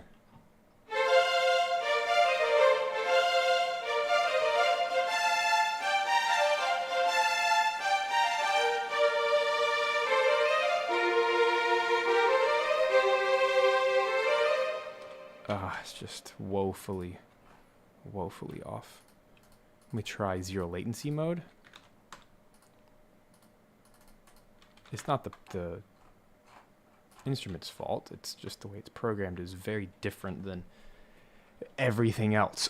So that can sometimes be a pain in the butt when we're just trying to play in time. Let me just try zero latency mode. See if that does it. Uh-oh, I deleted it. There we go.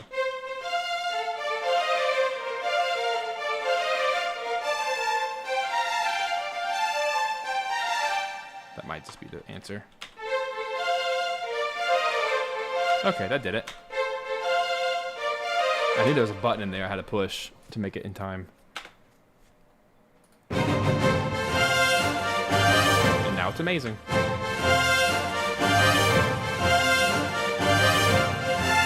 I'm pretty sure zero latency mode just uses ungodly resources, but I have 128 gigs of RAM. I think I'm fine.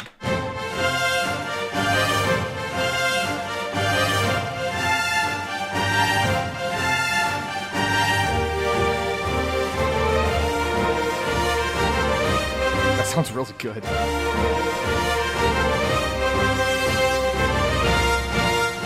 fact, I think this whole thing.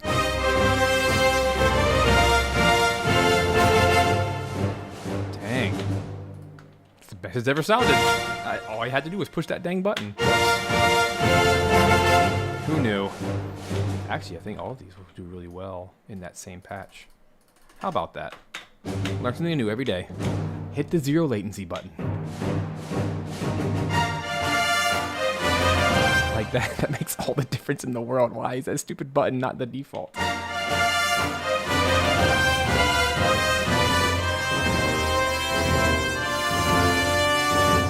Okay, I see what's happening. I can see what's happening now. Okay, we just need to get these. You can't see it, but I'm redrawing my crescendos here. They were missing, and it caused it to get quiet.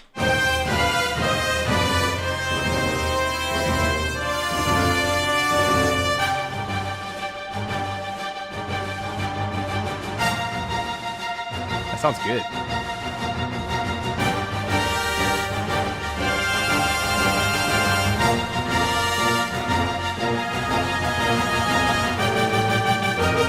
This will be a really cool choir moment. No.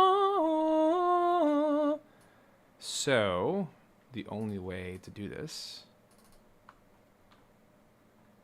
is, well, not the only way, but wait, there's 3 parts or 4 parts? Hold up.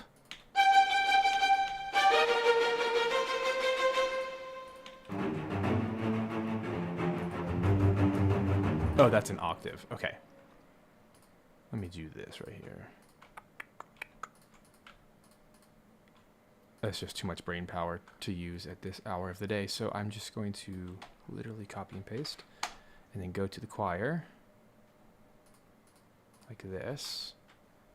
And it's going to look ugly for a second, but I'm going to go like this. No. Oh. Like that. And then we'll just chop off probably a 16th note.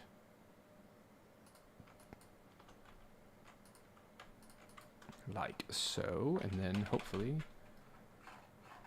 everything worked out okay. You can kind of see it. Yeah, see. That's what I'm trying to do. There we go. So let me just redo that.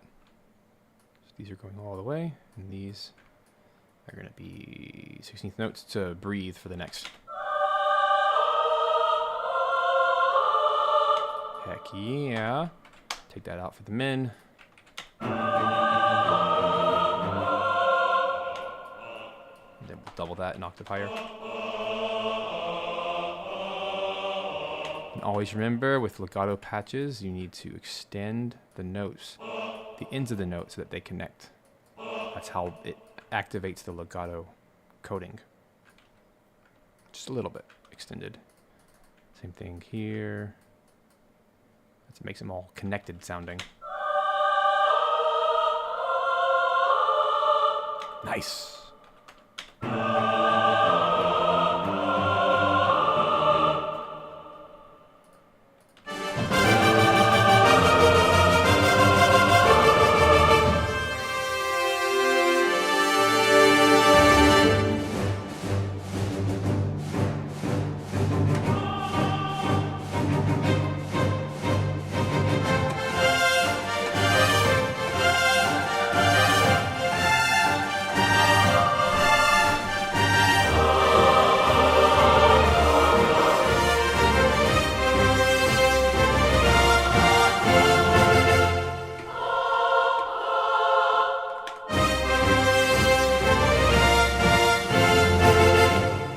That's a cool moment too.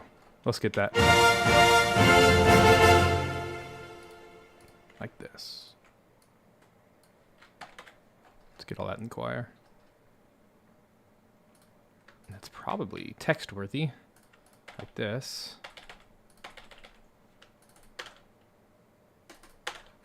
Aw, thanks so much, Sarah. That'd be awesome to have you there. Make sure you sign up. There it is. There's the big epic.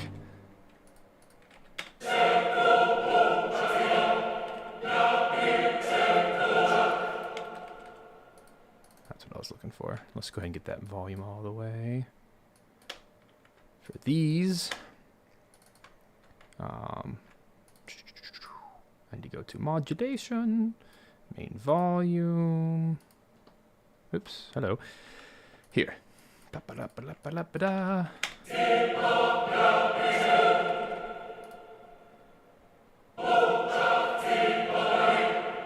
Let's make that the same volume as the other. Like this.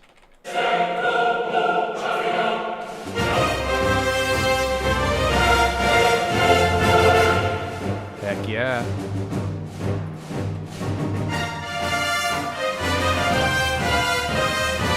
That feels like a women's thing. Like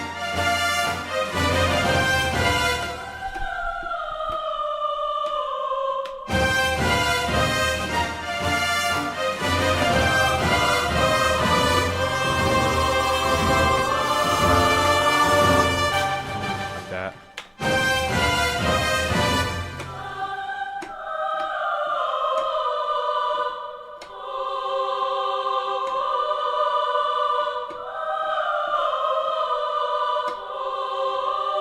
Let me get the right harmonies.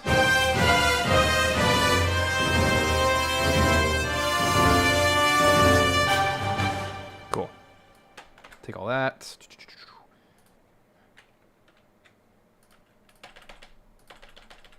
This is why I did all that hard work at the beginning. So now when I start doubling stuff, it's already basically perfect.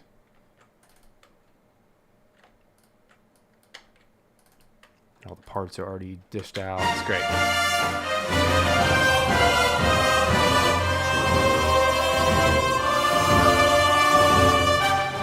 That actually worked out great.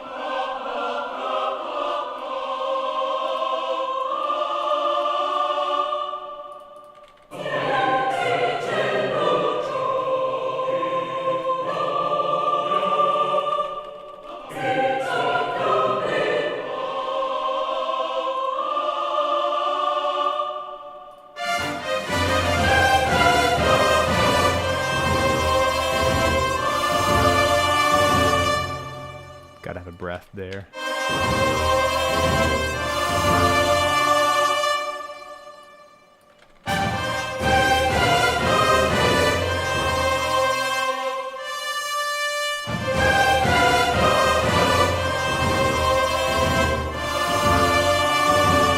Oh, I know what's happening.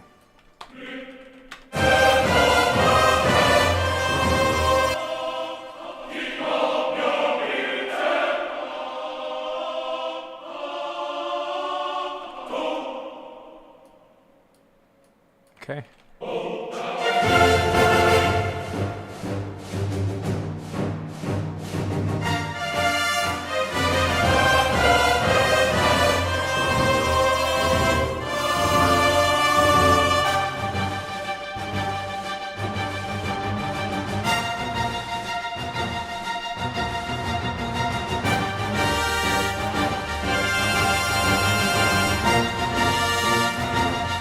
Here we go.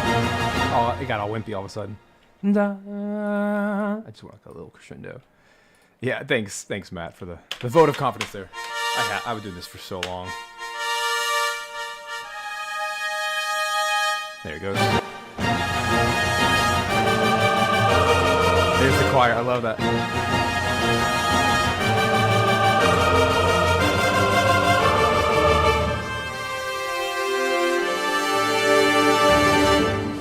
Works so well. And it feels even without being over the top, you know.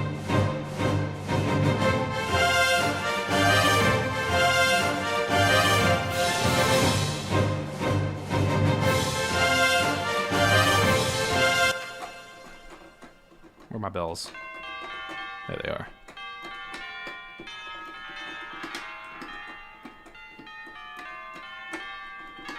See if we can get a couple accents in here. It's all G minor-ish.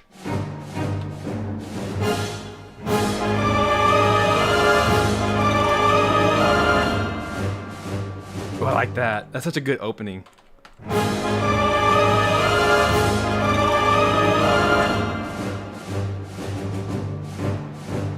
But I don't agree that these crash cymbals should be closed.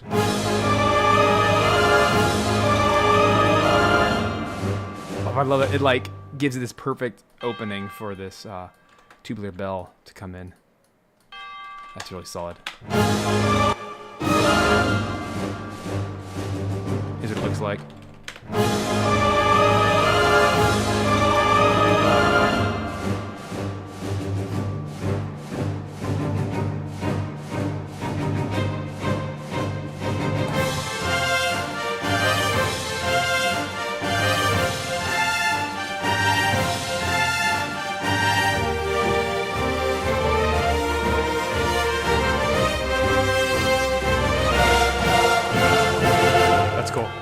Wait, what's the note? No.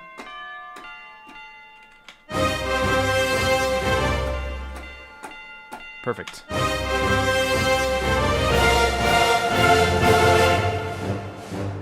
Oh, just let it ring. That's nice.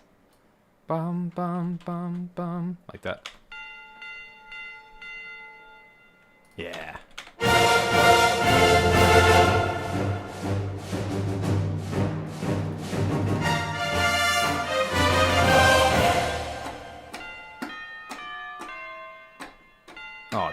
turn. It doesn't let me go that high.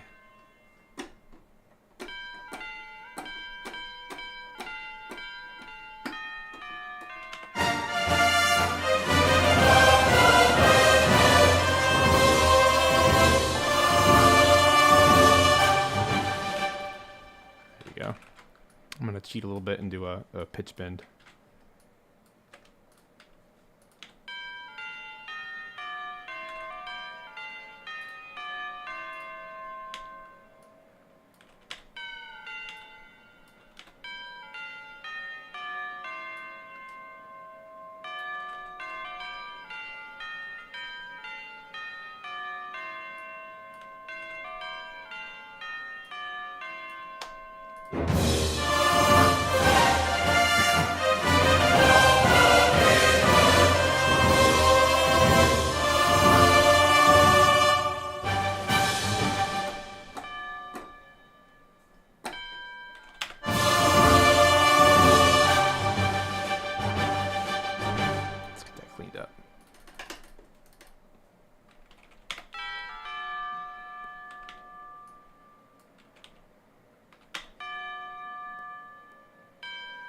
There it goes. Perfect.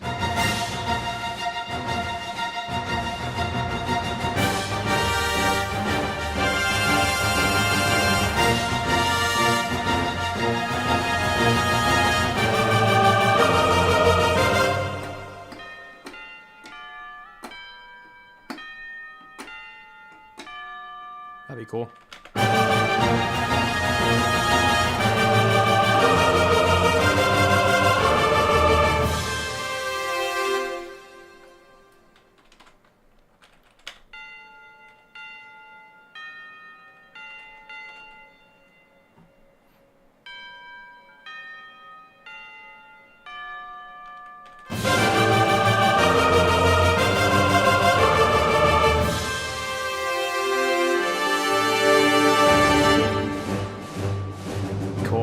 It's even a loop point to have the pill.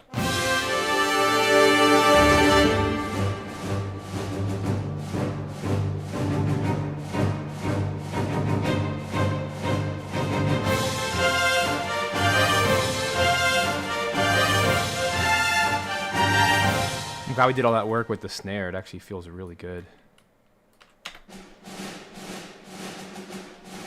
I am going to turn down the mod wheel for the entire track, so that the rolls aren't so loud.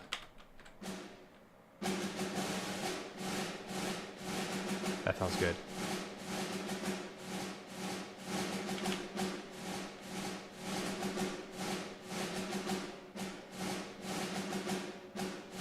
Cool.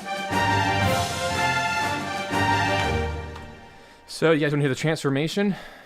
Check this out. Original.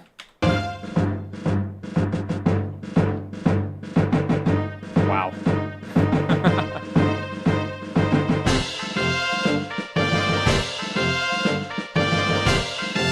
And then our version.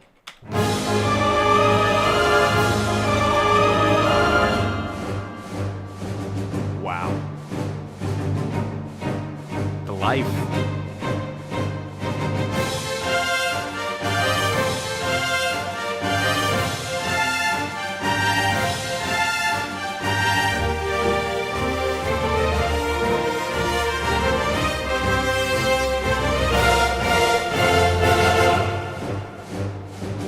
Sounds so good.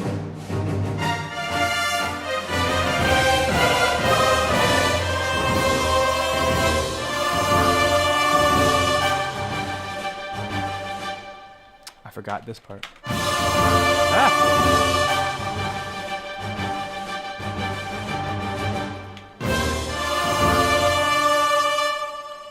And this is not even with any real players, so can you imagine how awesome it's going to sound with all live?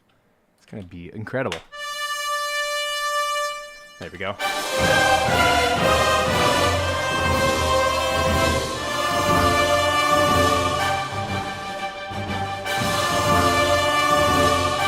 I gotta make sure that these choir doesn't extend too much, so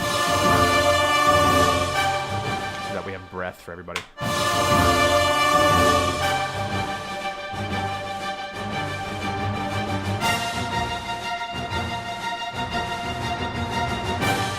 why the trombone's sucky all of a sudden. What happened?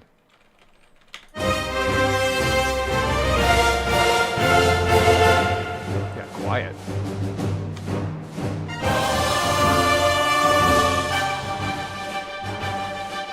Oh, they're in the wrong track. Okay, hold up. Shouldn't they be here?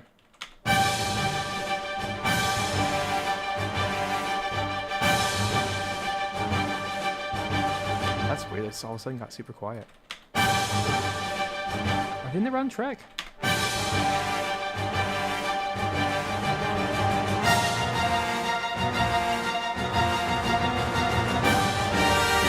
Maybe they are supposed to be horns after all this time. Let's find out.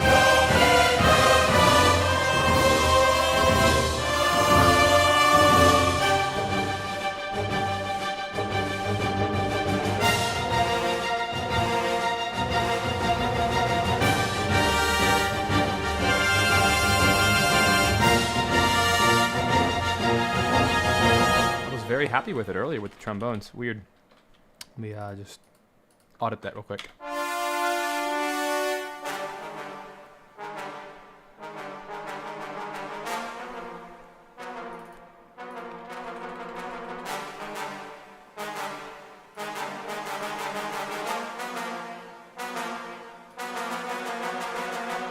Maybe it's just that.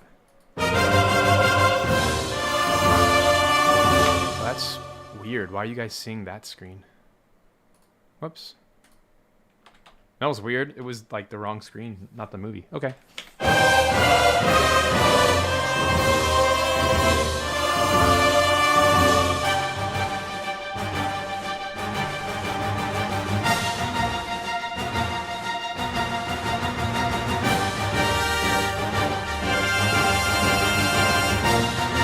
There it is.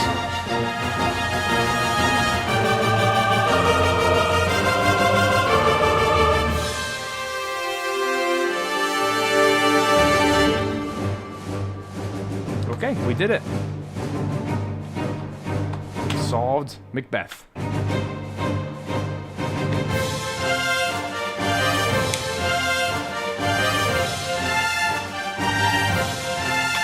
All right, so here's what we're gonna do. We're gonna take a quick little break. Wow, I keep pushing the wrong buttons. We're gonna take a quick little break. Those of you in the live chat hanging out with me right now, is there another track that you're like, I want to hear that one next? Now we'll get started on another one with whatever time permits over the next hour. So let's take a quick break, a little 1 or 2 minute break. I'll be right back, take a little stretch, and then we'll start tackling another track that I haven't done yet. There's like 10 left, so go ahead and do that. Pick one, type it into the chat, and we'll see which one wins. Ready, set, go.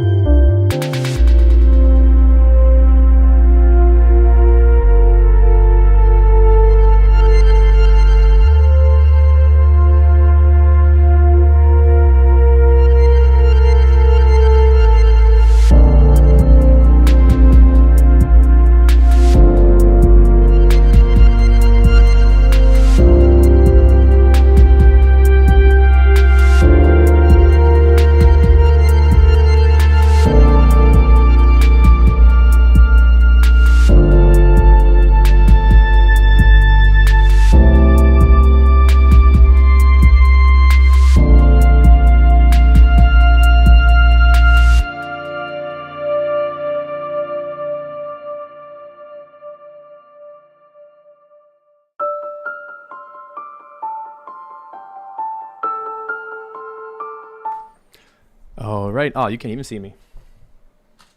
Welcome back. Welcome back to the live composing show. Technically, it's the arranging show today. Knocking out some Star Fox 64 music. Hope you're having fun hanging out. It's weird doing this on a Friday. That's not normal. This is typically a Wednesday show, so come join us next week. Lots going on right now. First and foremost, if you have not yet registered for our free masterclass, it's happening next Thursday, February 6th. This is a very private event. We're not doing this anywhere else. We're not recording it or anything. But you can come join us. We have a limited number of spots. It's in the live chat. It's a pinned comment. There's not even a link in the description because I know it's going to fill up really fast. So yeah, go jump onto that. And that's a free masterclass where we're going to be talking through the only three things that you should be doing as a game composer in 2025 to get more gigs. Success leaves clues, and there's really only three ways to get work. And we're going to dive into these habits and how to actually get them into your life, get them into your weekly routine to make sure that you're always getting work. And it's kind of the incubation chamber that will allow you to get work fast. And it's not necessarily a formula, but it is good life habits that always yield work eventually. So if you want more work and you're ready, your composition chops are up to par, your production chops are up to par, and you feel like you can compete in the marketplace as a composer, come join us. And that's for you. It's not for everybody. It's not for day one beginners. This is for people who already have some work to share, and they can connect with people, and they know how to charge, they know how to do contracts and like the basics. But yeah, for everybody else that's really just trying to work on their career, this is the place to be. So come join that. That's in the little pinned comment there in the live chat. And if you have not jumped onto the pre-launch page for our Kickstarter, it's launching in 2 weeks. So come jump onto that. That link is in the description, and that lays out the whole Lylat mission project and all that we're trying to do to record a 100-piece symphony, orchestra, and choir to make this whole thing happen. So for our last little bit of time here today, we've already finished the track of the day. I would be foolish to not export it right now, just in case I have to mess with any of the settings. I would be very sad if I lost this moment in time. So let's take a second. I'm going to show you exactly how I export this. I do it the same way for every track. Let's do it this way. I'm going to leave the recorder on just so you can still hear it. What I'm going to do is export 2 times. First time is going to be what I call the second time loop, which is the loop in all the way to the loop out with the reverb tail included. And then I'll do a second pass starting at the intro. That way, if I'm compiling these together later, they will loop seamlessly. And here's how I do it. So you see, that was last week's. All I do is do the stereo out, 48K, 24-bit. My whole session is at 96, 32-bit float. So this is downsampling, but it's keeping the quality. And all I'm going to do is, what's this track? Is it 15? Yeah, 15. I always include the BPM. So my little formula here is 15, Titania, and Macbeth underscore, what's the tempo? This makes looping really easy later. And this is the second time pass. And then I'm going to find my folder. That's where everything is. And just give it a second, and you should hear something.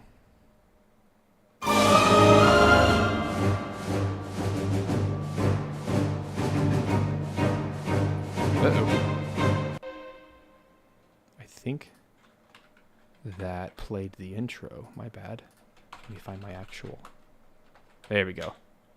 Yeah, it's supposed to start at 5:37. Just making sure it does. Locators. Yeah, I think we're good. Let's try again. Yeah, it says locators right there. So let's try again.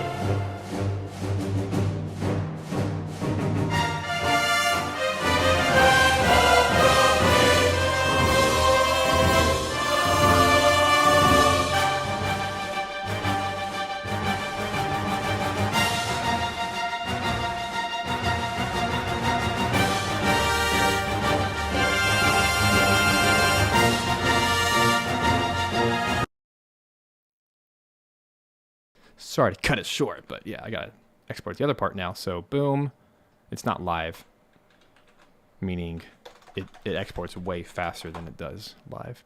So here we go. And now the first time, which should include the thingamajig, the intro. Here we go.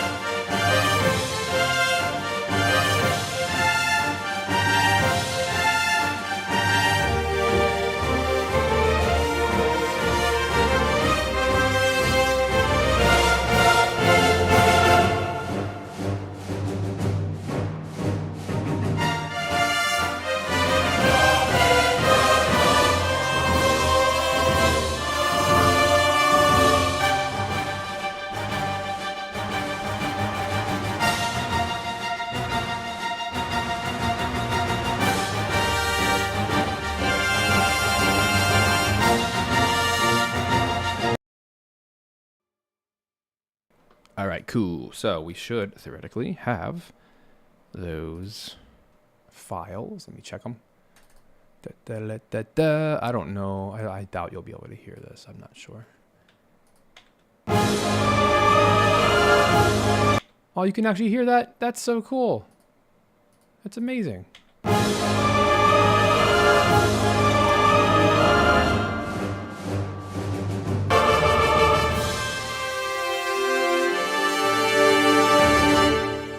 See, it includes the reverb tail.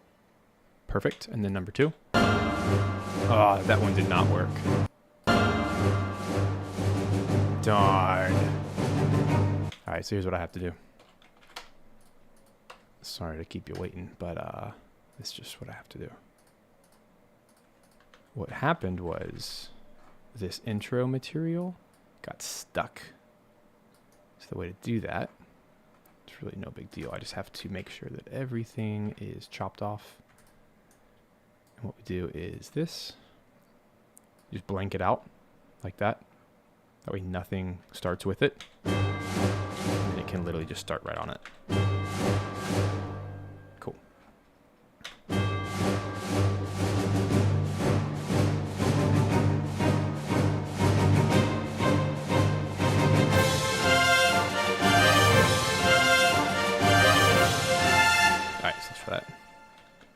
Just that part. Again, sorry, not sorry. I mean, I can't not have this. So let's do it again.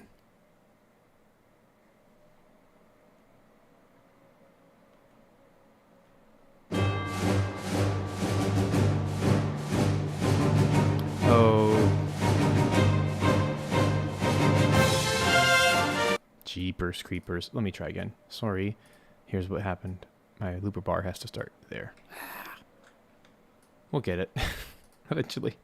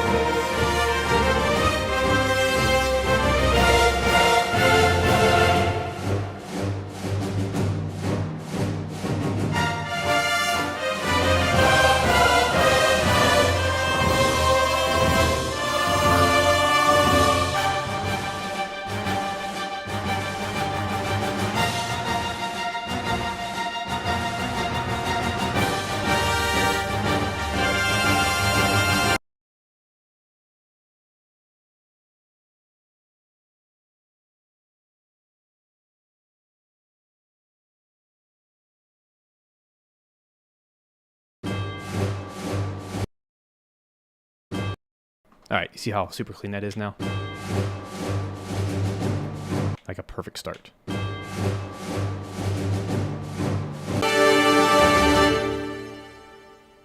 we go. Perfection. All right, let's move on. Since you guys have not chosen a track, I'm gonna have to choose a track. But first, I've learned the hard way that it's best for me to clean up the mess from the previous track by getting rid of the MIDI, automatic MIDI engine thing. It's a Cubase thing. Only if you start importing a bunch of MIDI tracks, it starts like muddying up the waters. So, next up, how about Venom?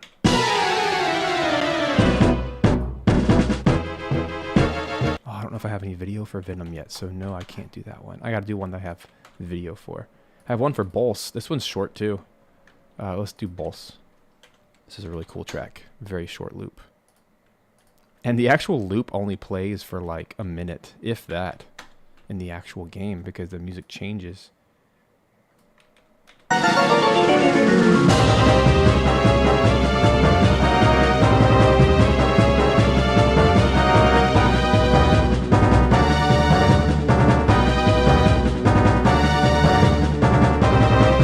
That's basically the loop right there. So maybe we can get it done quickly.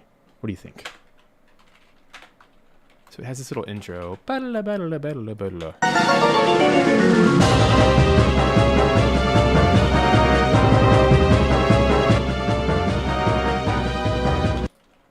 it's at 153 BPM. Let's see what happens when we start importing stuff. First things first. There. Let's take everything, well not everything, but all the instruments and chop those up. Like this, so I can see what the heck's going on. That's the loop out point right there. Same thing. Just want to clean this up so I don't have all these ugly MIDI regions screaming at me. I like it to be blank. There we go. Now we're ready. And so what I do is go down here to the bottom, import the MIDI data, extract it from the game itself. So here we go. Here's all the things. 16 Bolse. And what it does is it imports. Yay, this one's actually done properly. It imports all this stuff, all the MIDI data, and it actually has a percussion track this time. Yay! I don't have to scream. Take all that. Go to my spot there. Yeah!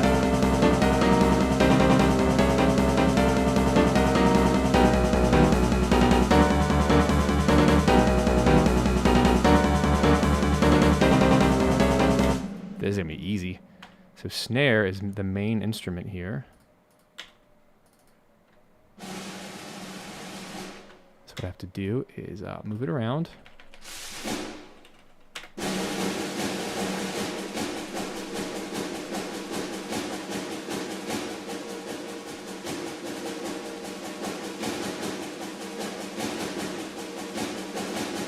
Cool. And this is just a crash cymbal, I believe, which I'm basically just going to do this. 1, 2, 3, 4. Like that. Let's take the snare.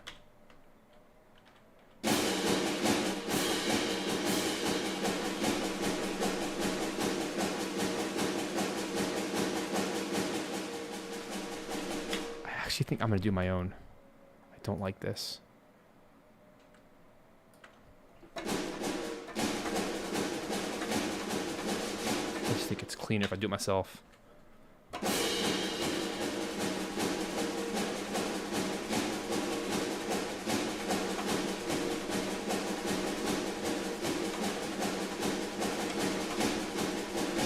Just a bit more human, less MIDI-like.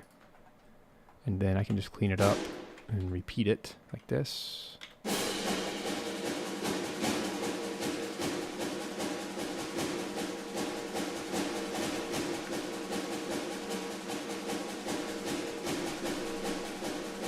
That feels better anyway. Okay, then I'll take all of this, make it quantized back to coordinates. Boom, boom, boom. Take that, copy, paste. It just does it for the whole track, I believe. Yeah.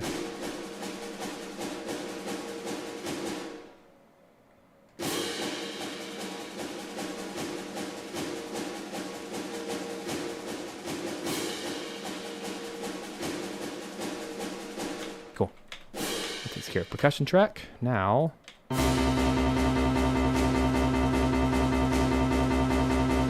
see what the original's doing. Has a really wild timpani line. Boom, boom, boom, boom, boom, boom, boom, boom, boom, boom, boom, boom, boom. That's it. So we're gonna take that, pop it into timpani. Ah, crud, there.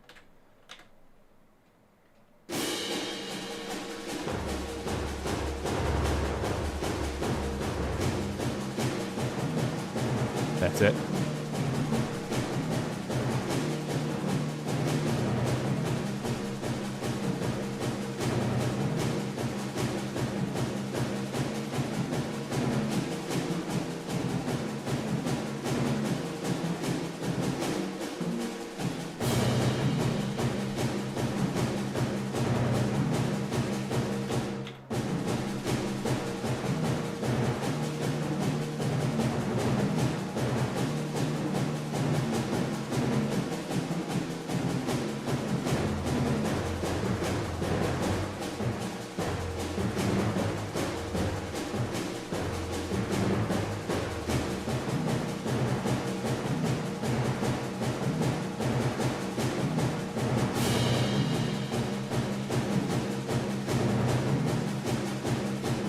Sounds awesome.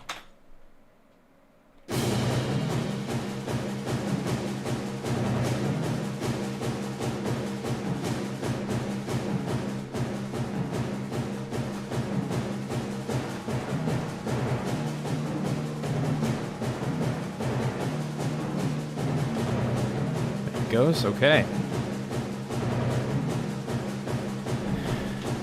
Let's see what else is going on.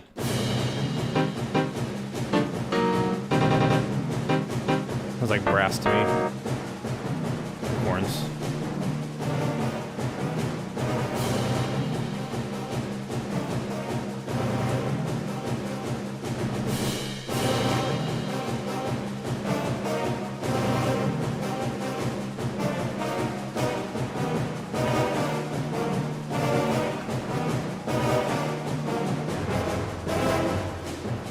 This is definitely trumpets.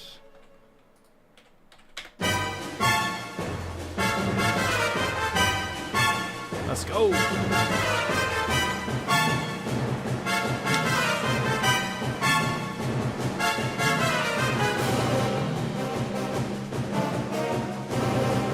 This could also be trumpets. I mean, trombones. That'd be cool.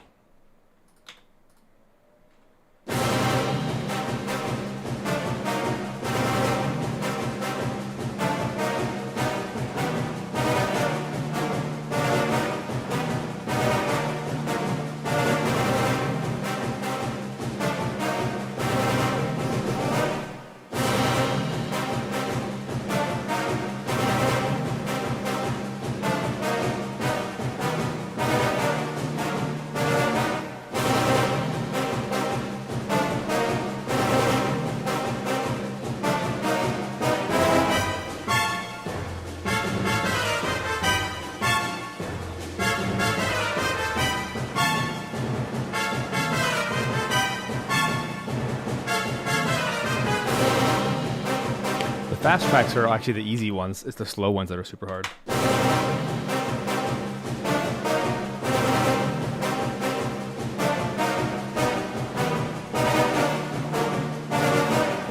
Yeah, super Star Wars vibes.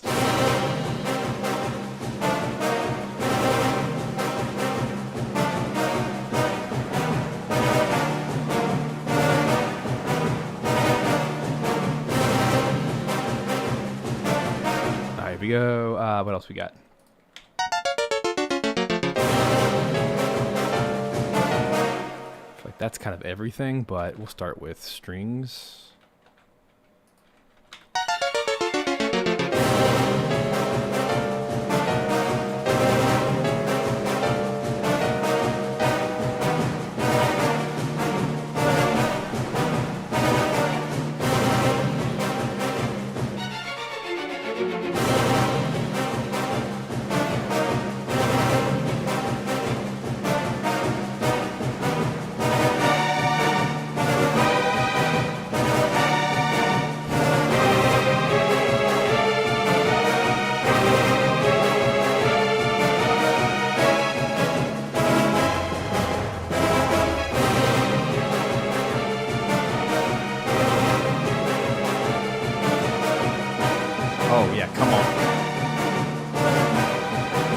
for this?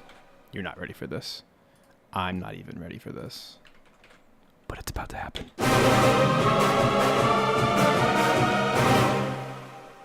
Let's go.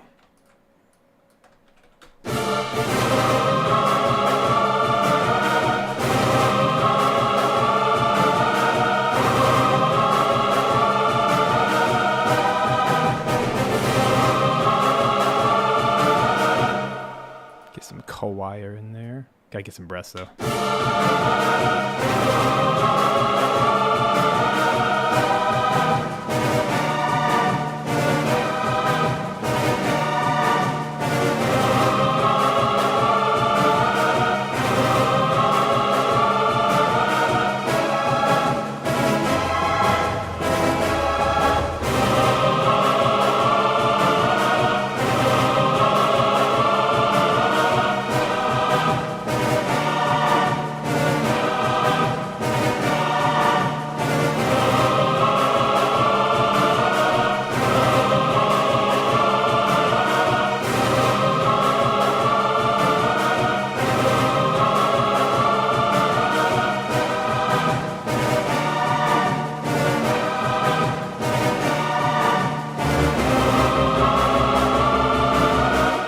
Strings.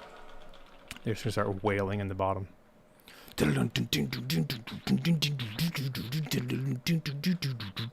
So cool.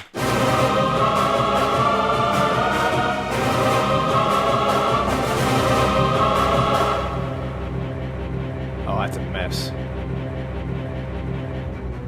That's not gonna work. Let's do it this way.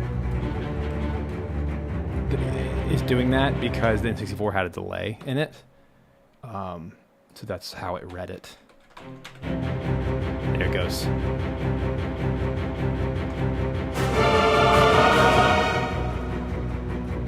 Some nasty pan there. So Zach.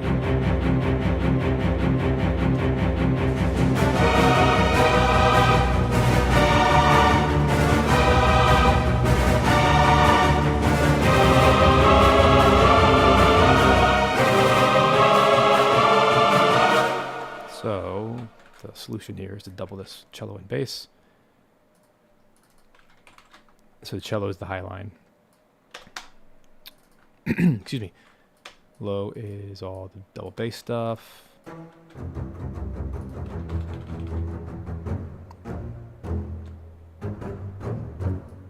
So cool.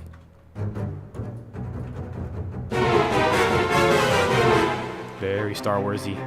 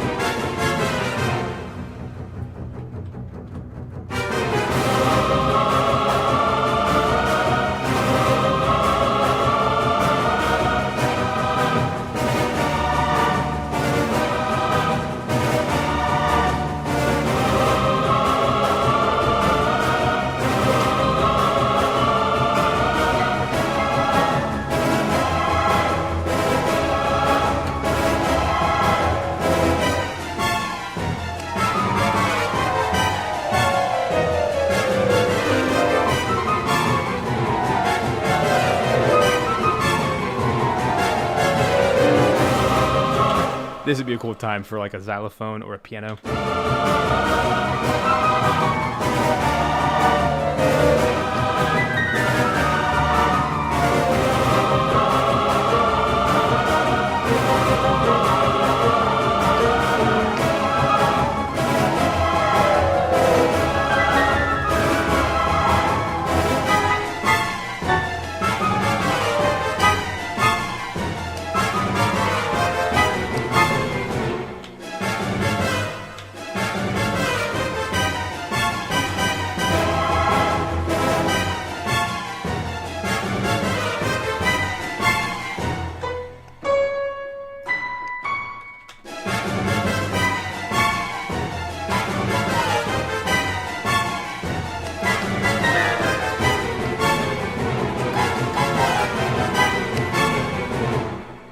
such a cool line.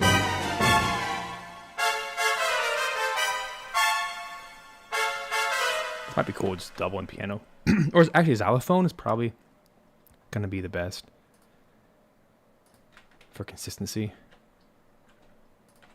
Yeah, that actually sounds really good.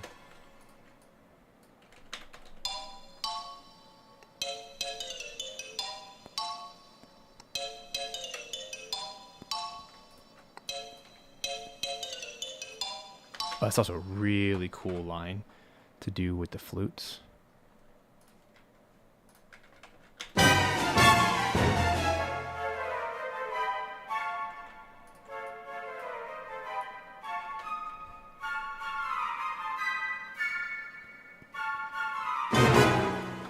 That's awesome. So I don't quite know how to split it yet.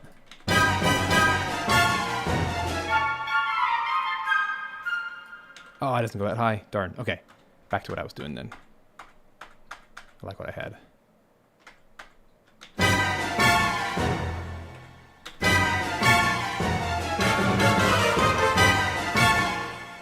It's pretty awesome.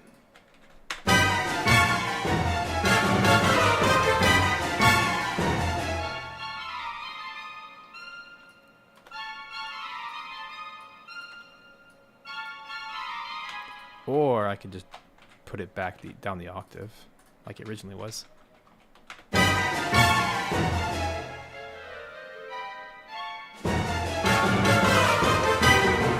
there it is.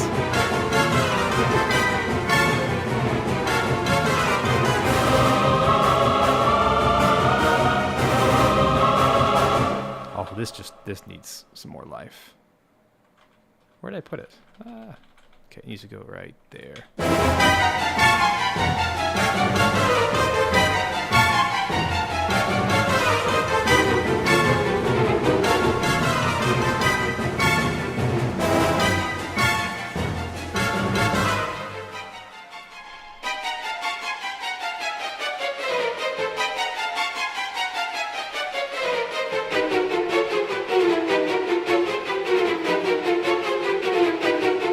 That's such a cool line.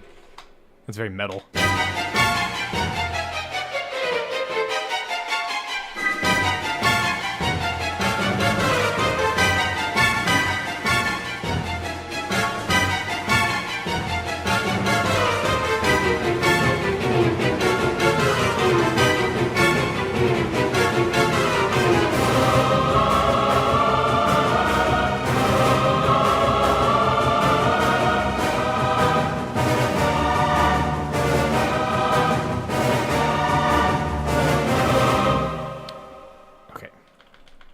Just needs to go here.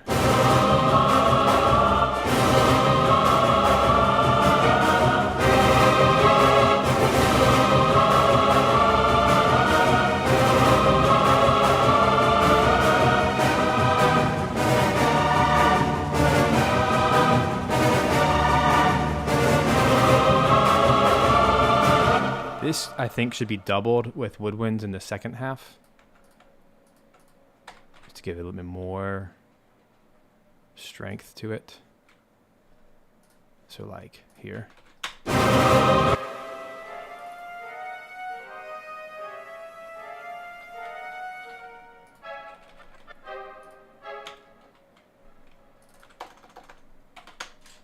Uh-oh. For this part, let's do...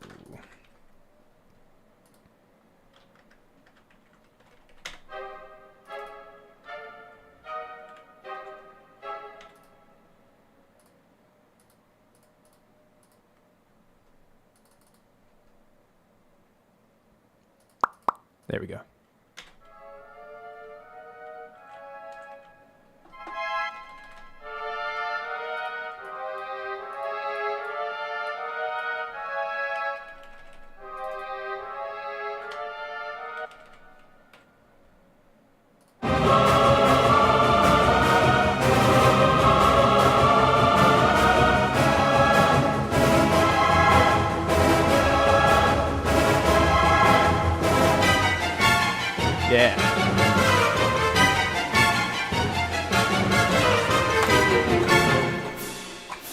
We gotta do some crash cymbals here.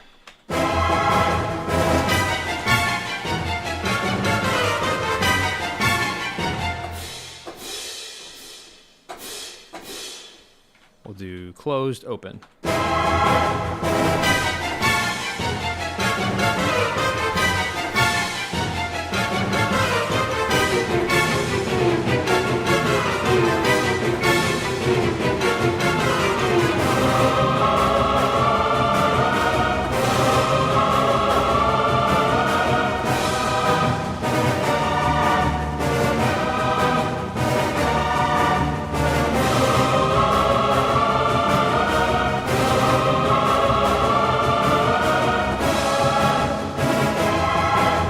I don't want to overdo the crash cymbals, but I think we need some for sure. So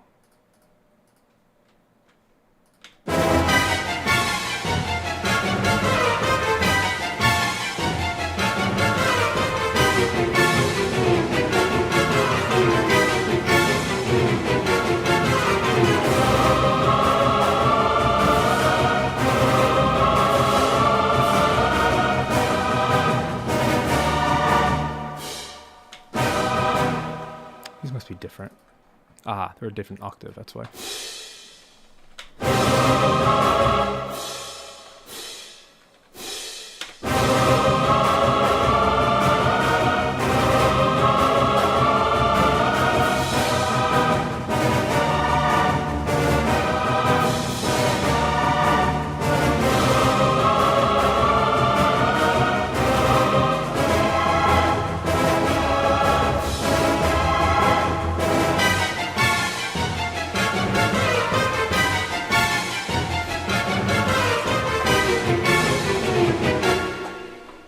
Where are my toms?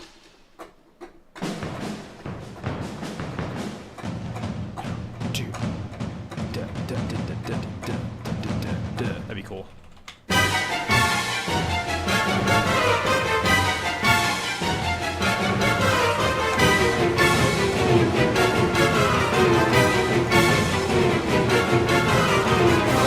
I think it's a cool ad. Boom, boom, boom, boom, boom, boom, boom, boom, boom, boom, boom, boom, boom. Just that extra little bit of energy there.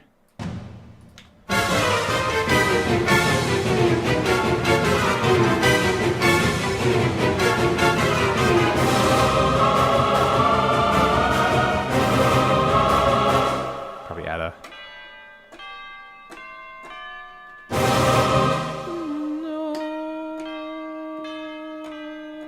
Wow. No.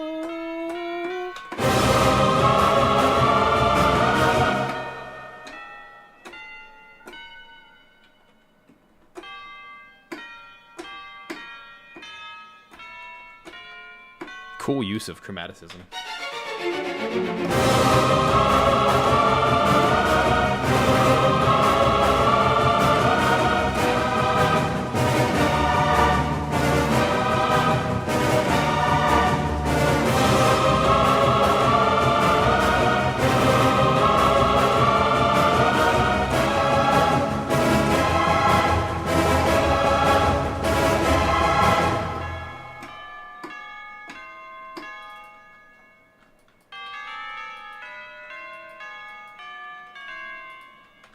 Isn't that what it is? Oh, so cool with the whole tone scale.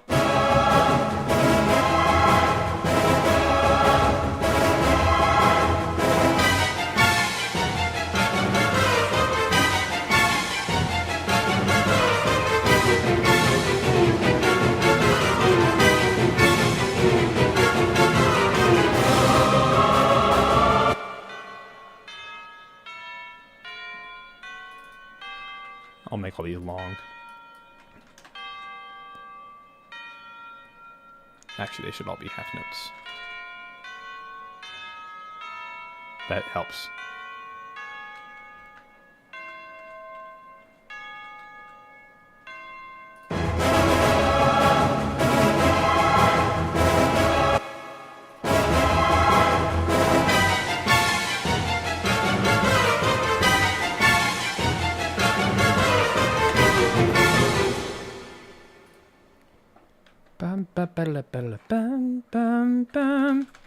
Maybe we can do...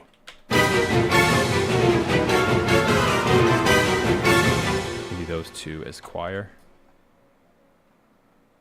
Like right here.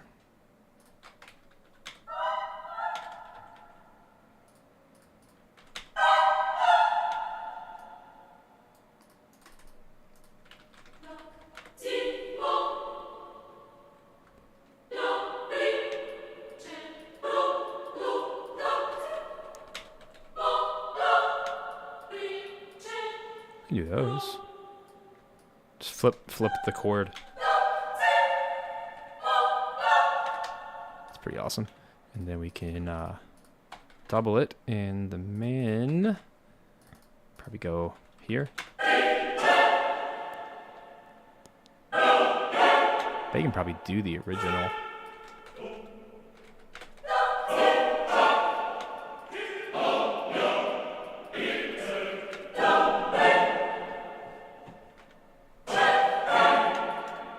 They can do the original. Let me find it. An octave down.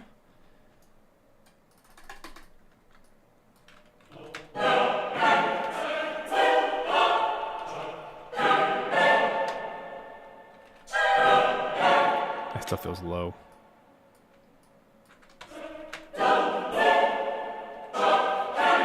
That's cool.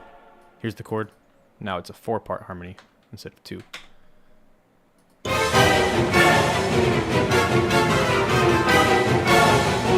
It's just a cool little choir shout moment to give a bit more emphasis to that last repetition. Let's get the volume all the way up. Those shouts.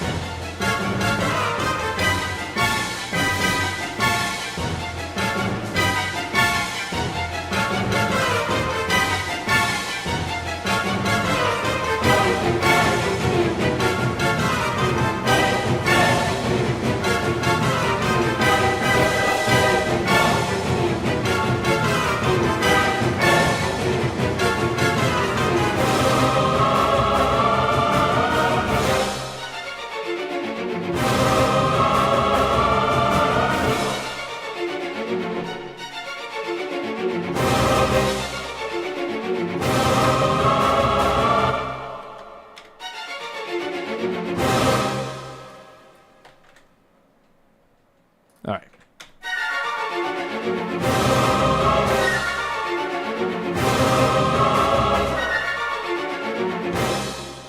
This will also be cool as a harp. That's pretty cool. Nice. Are these two separate things? Or are they the same? Oh, they are. They're actually two scales at once. Or 2 arpeggios. That's pretty cool.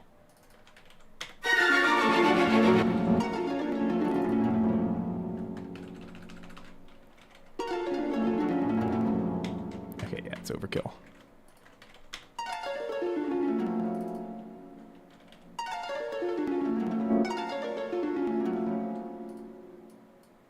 I'm gonna try something. Let's do this. This is an old trick I've recently done a lot. It's where I use a time stretch on MIDI, and it'll actually double it. It should. It's supposed to. Let's see. Time stretch. Oh, time stretch right there. Make it half as fast.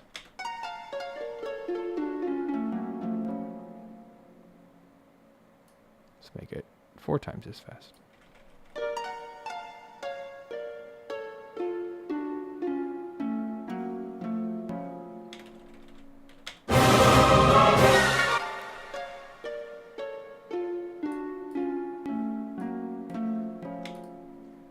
Maybe I'll do it this way.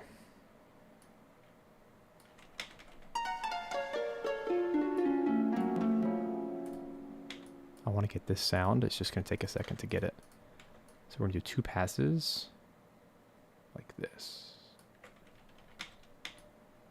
First one's going to be the top note.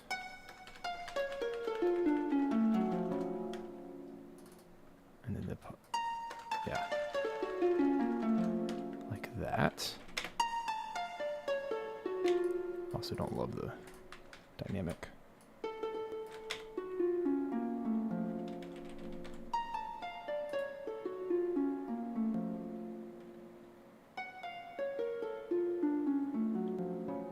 Okay, so now, what am I doing? Well, I'm going to bounce that in place, like I've been doing. What we're going to do is just treat it as 2 harps. Like this.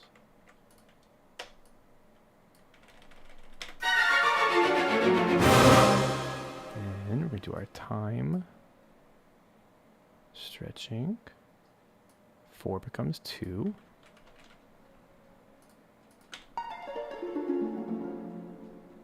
Okay. Then we're just going to do a little bit of quantizing. I think they're all triplets. Triplet, triplet, triplet, triplet.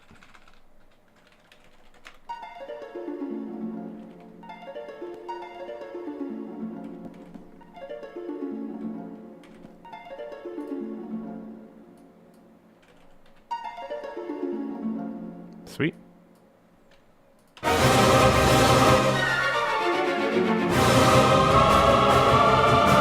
That worked.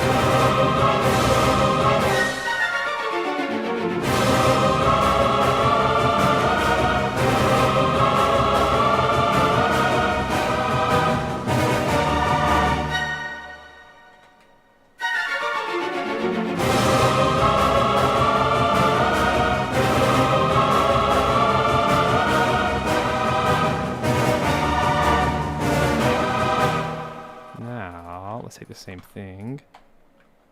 I want to copy that in the xylophone.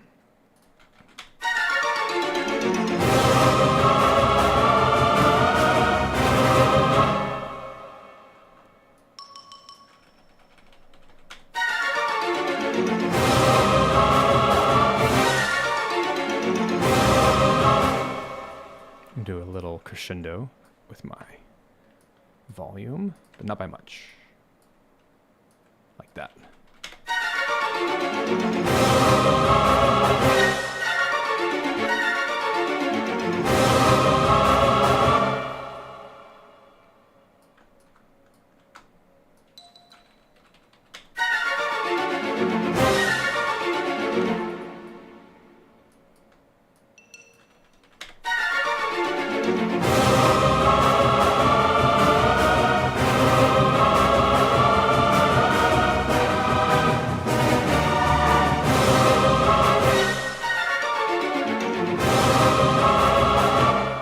The little fine details that make all the difference.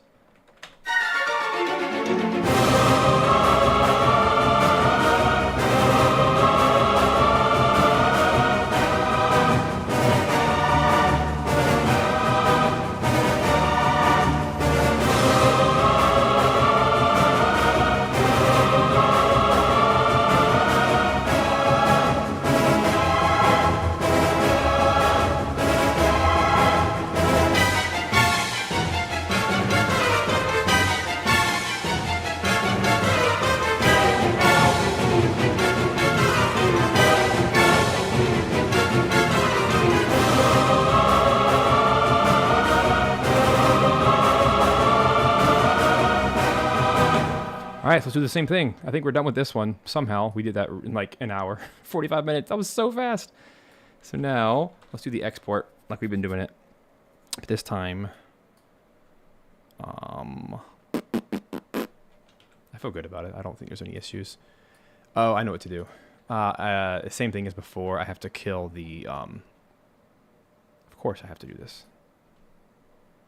Just make sure that there's nothing playing during the first 2 bars, right? If we're going to export those like that, see? Shaboom, like that. That way when I start right on there.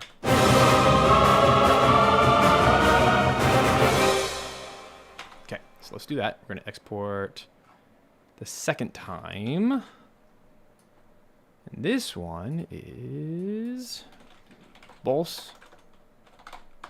I'm just glad that was a short track. 153 BPM.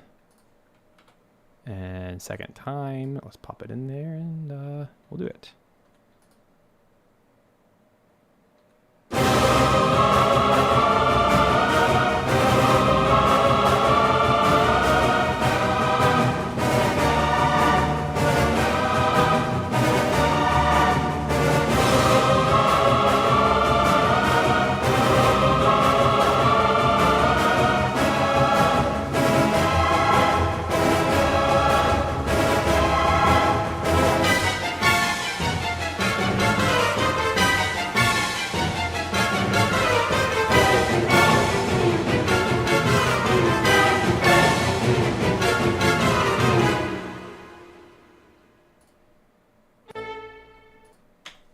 Cool. So now, that's the second time, and now I can go back and unmute all those things. It should all work perfectly.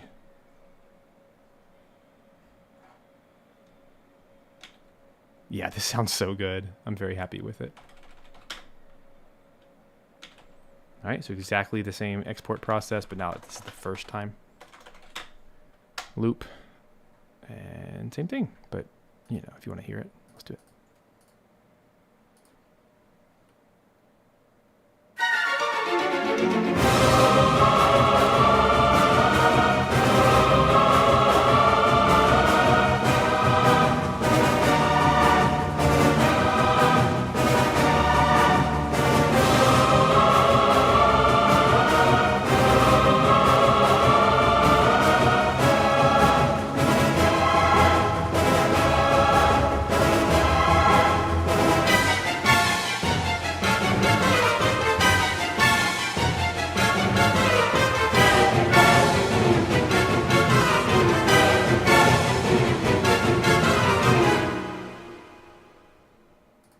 All right, cool.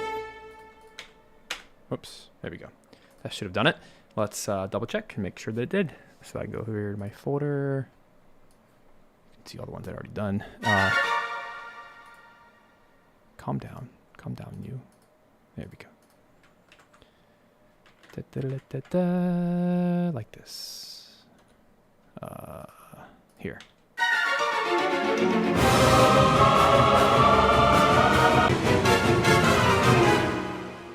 Good reverb tail, and then number 2.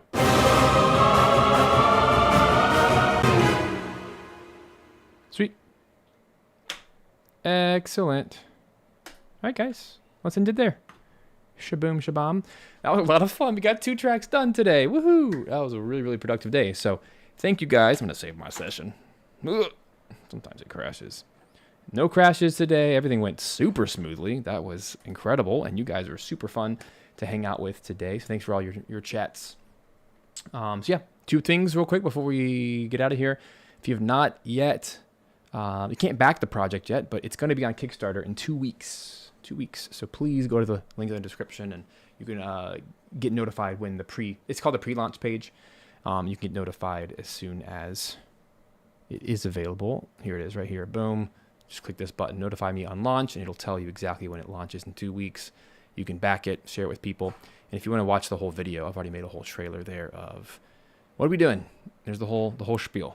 So I hope that is a super fun project for you guys to be a part of. Please, please, please share it. We need $50,000 to make this happen. It's so expensive, but that's just what it costs to record an orchestra of that size and quality, and to do it right, to get it mixed well. to do it all the right way. You can't cut corners. And believe it or not, that's about a third or a quarter of what it would cost to do it stateside here in the U.S. if I were to record with some of the more prominent orchestras here. It would just cost triple that. And it stinks, but it is what it is. So that's why I use the Budapest Symphony so much, because they're high quality and inexpensive, relatively speaking. And I've just worked with them so much. I know exactly how to write for that ensemble and how to write for those musicians and the whole process. And we've just done it so much in the last few years. Check out some of the examples if you want to hear exactly what they sound like and kind of some of the final mixes and things of other projects I've done. You can check that out. The other thing is, if you are looking to grow as a video game composer this year and actually land your first gigs or maybe more gigs just to help with your business, come join us next Thursday, February 6th, I think. Yeah, February 6th. It's right there, the pinned comment here on the live chat. This is not something I'm sharing necessarily outside of here. We're doing some things on like social media, but this is going to be a basically first come, first serve. Come jump into the registration. It's a free masterclass. I'll be chatting through the 3 things that you should be doing this year so that you can grow your business. Okay. It's not for everybody. If you're a beginner and you're just working on your composition, production skills, don't worry about it. It's not for you. But if you already are at the point that you're ready to start taking this more seriously and landing some gigs, connecting with some game developers, there's some tried and true methods that have landed me a bunch of gigs and lots of our members lots of gigs. And it's not rocket science. There's nothing crazy new about it, but I hope that it gives you some structure and some organization to actually take some of those steps seriously and make some progress in your career this year. So anywho, you can jump onto that. The form's right there, Google form, and when it's full, it's full. But I look forward to seeing you guys next week for that. Man, lots going on. We have that, and then another Star Fox, I believe. Let me look at my calendar real quick before I lie. Next week, February, right? So yeah, Wednesday of next week, our normal time. We're doing another Star Fox stream. We'll pick up with the next track. I'd love to hear in the comments to this video. Let me know what track you'd like me to tackle next. And then, yeah, on Thursday, the next day, we have the that public live Q&A with the masterclass. And it's going to be a lot of fun. So hope to see you at one or both of those events. And hope you guys have a lovely weekend. So thanks so much for hanging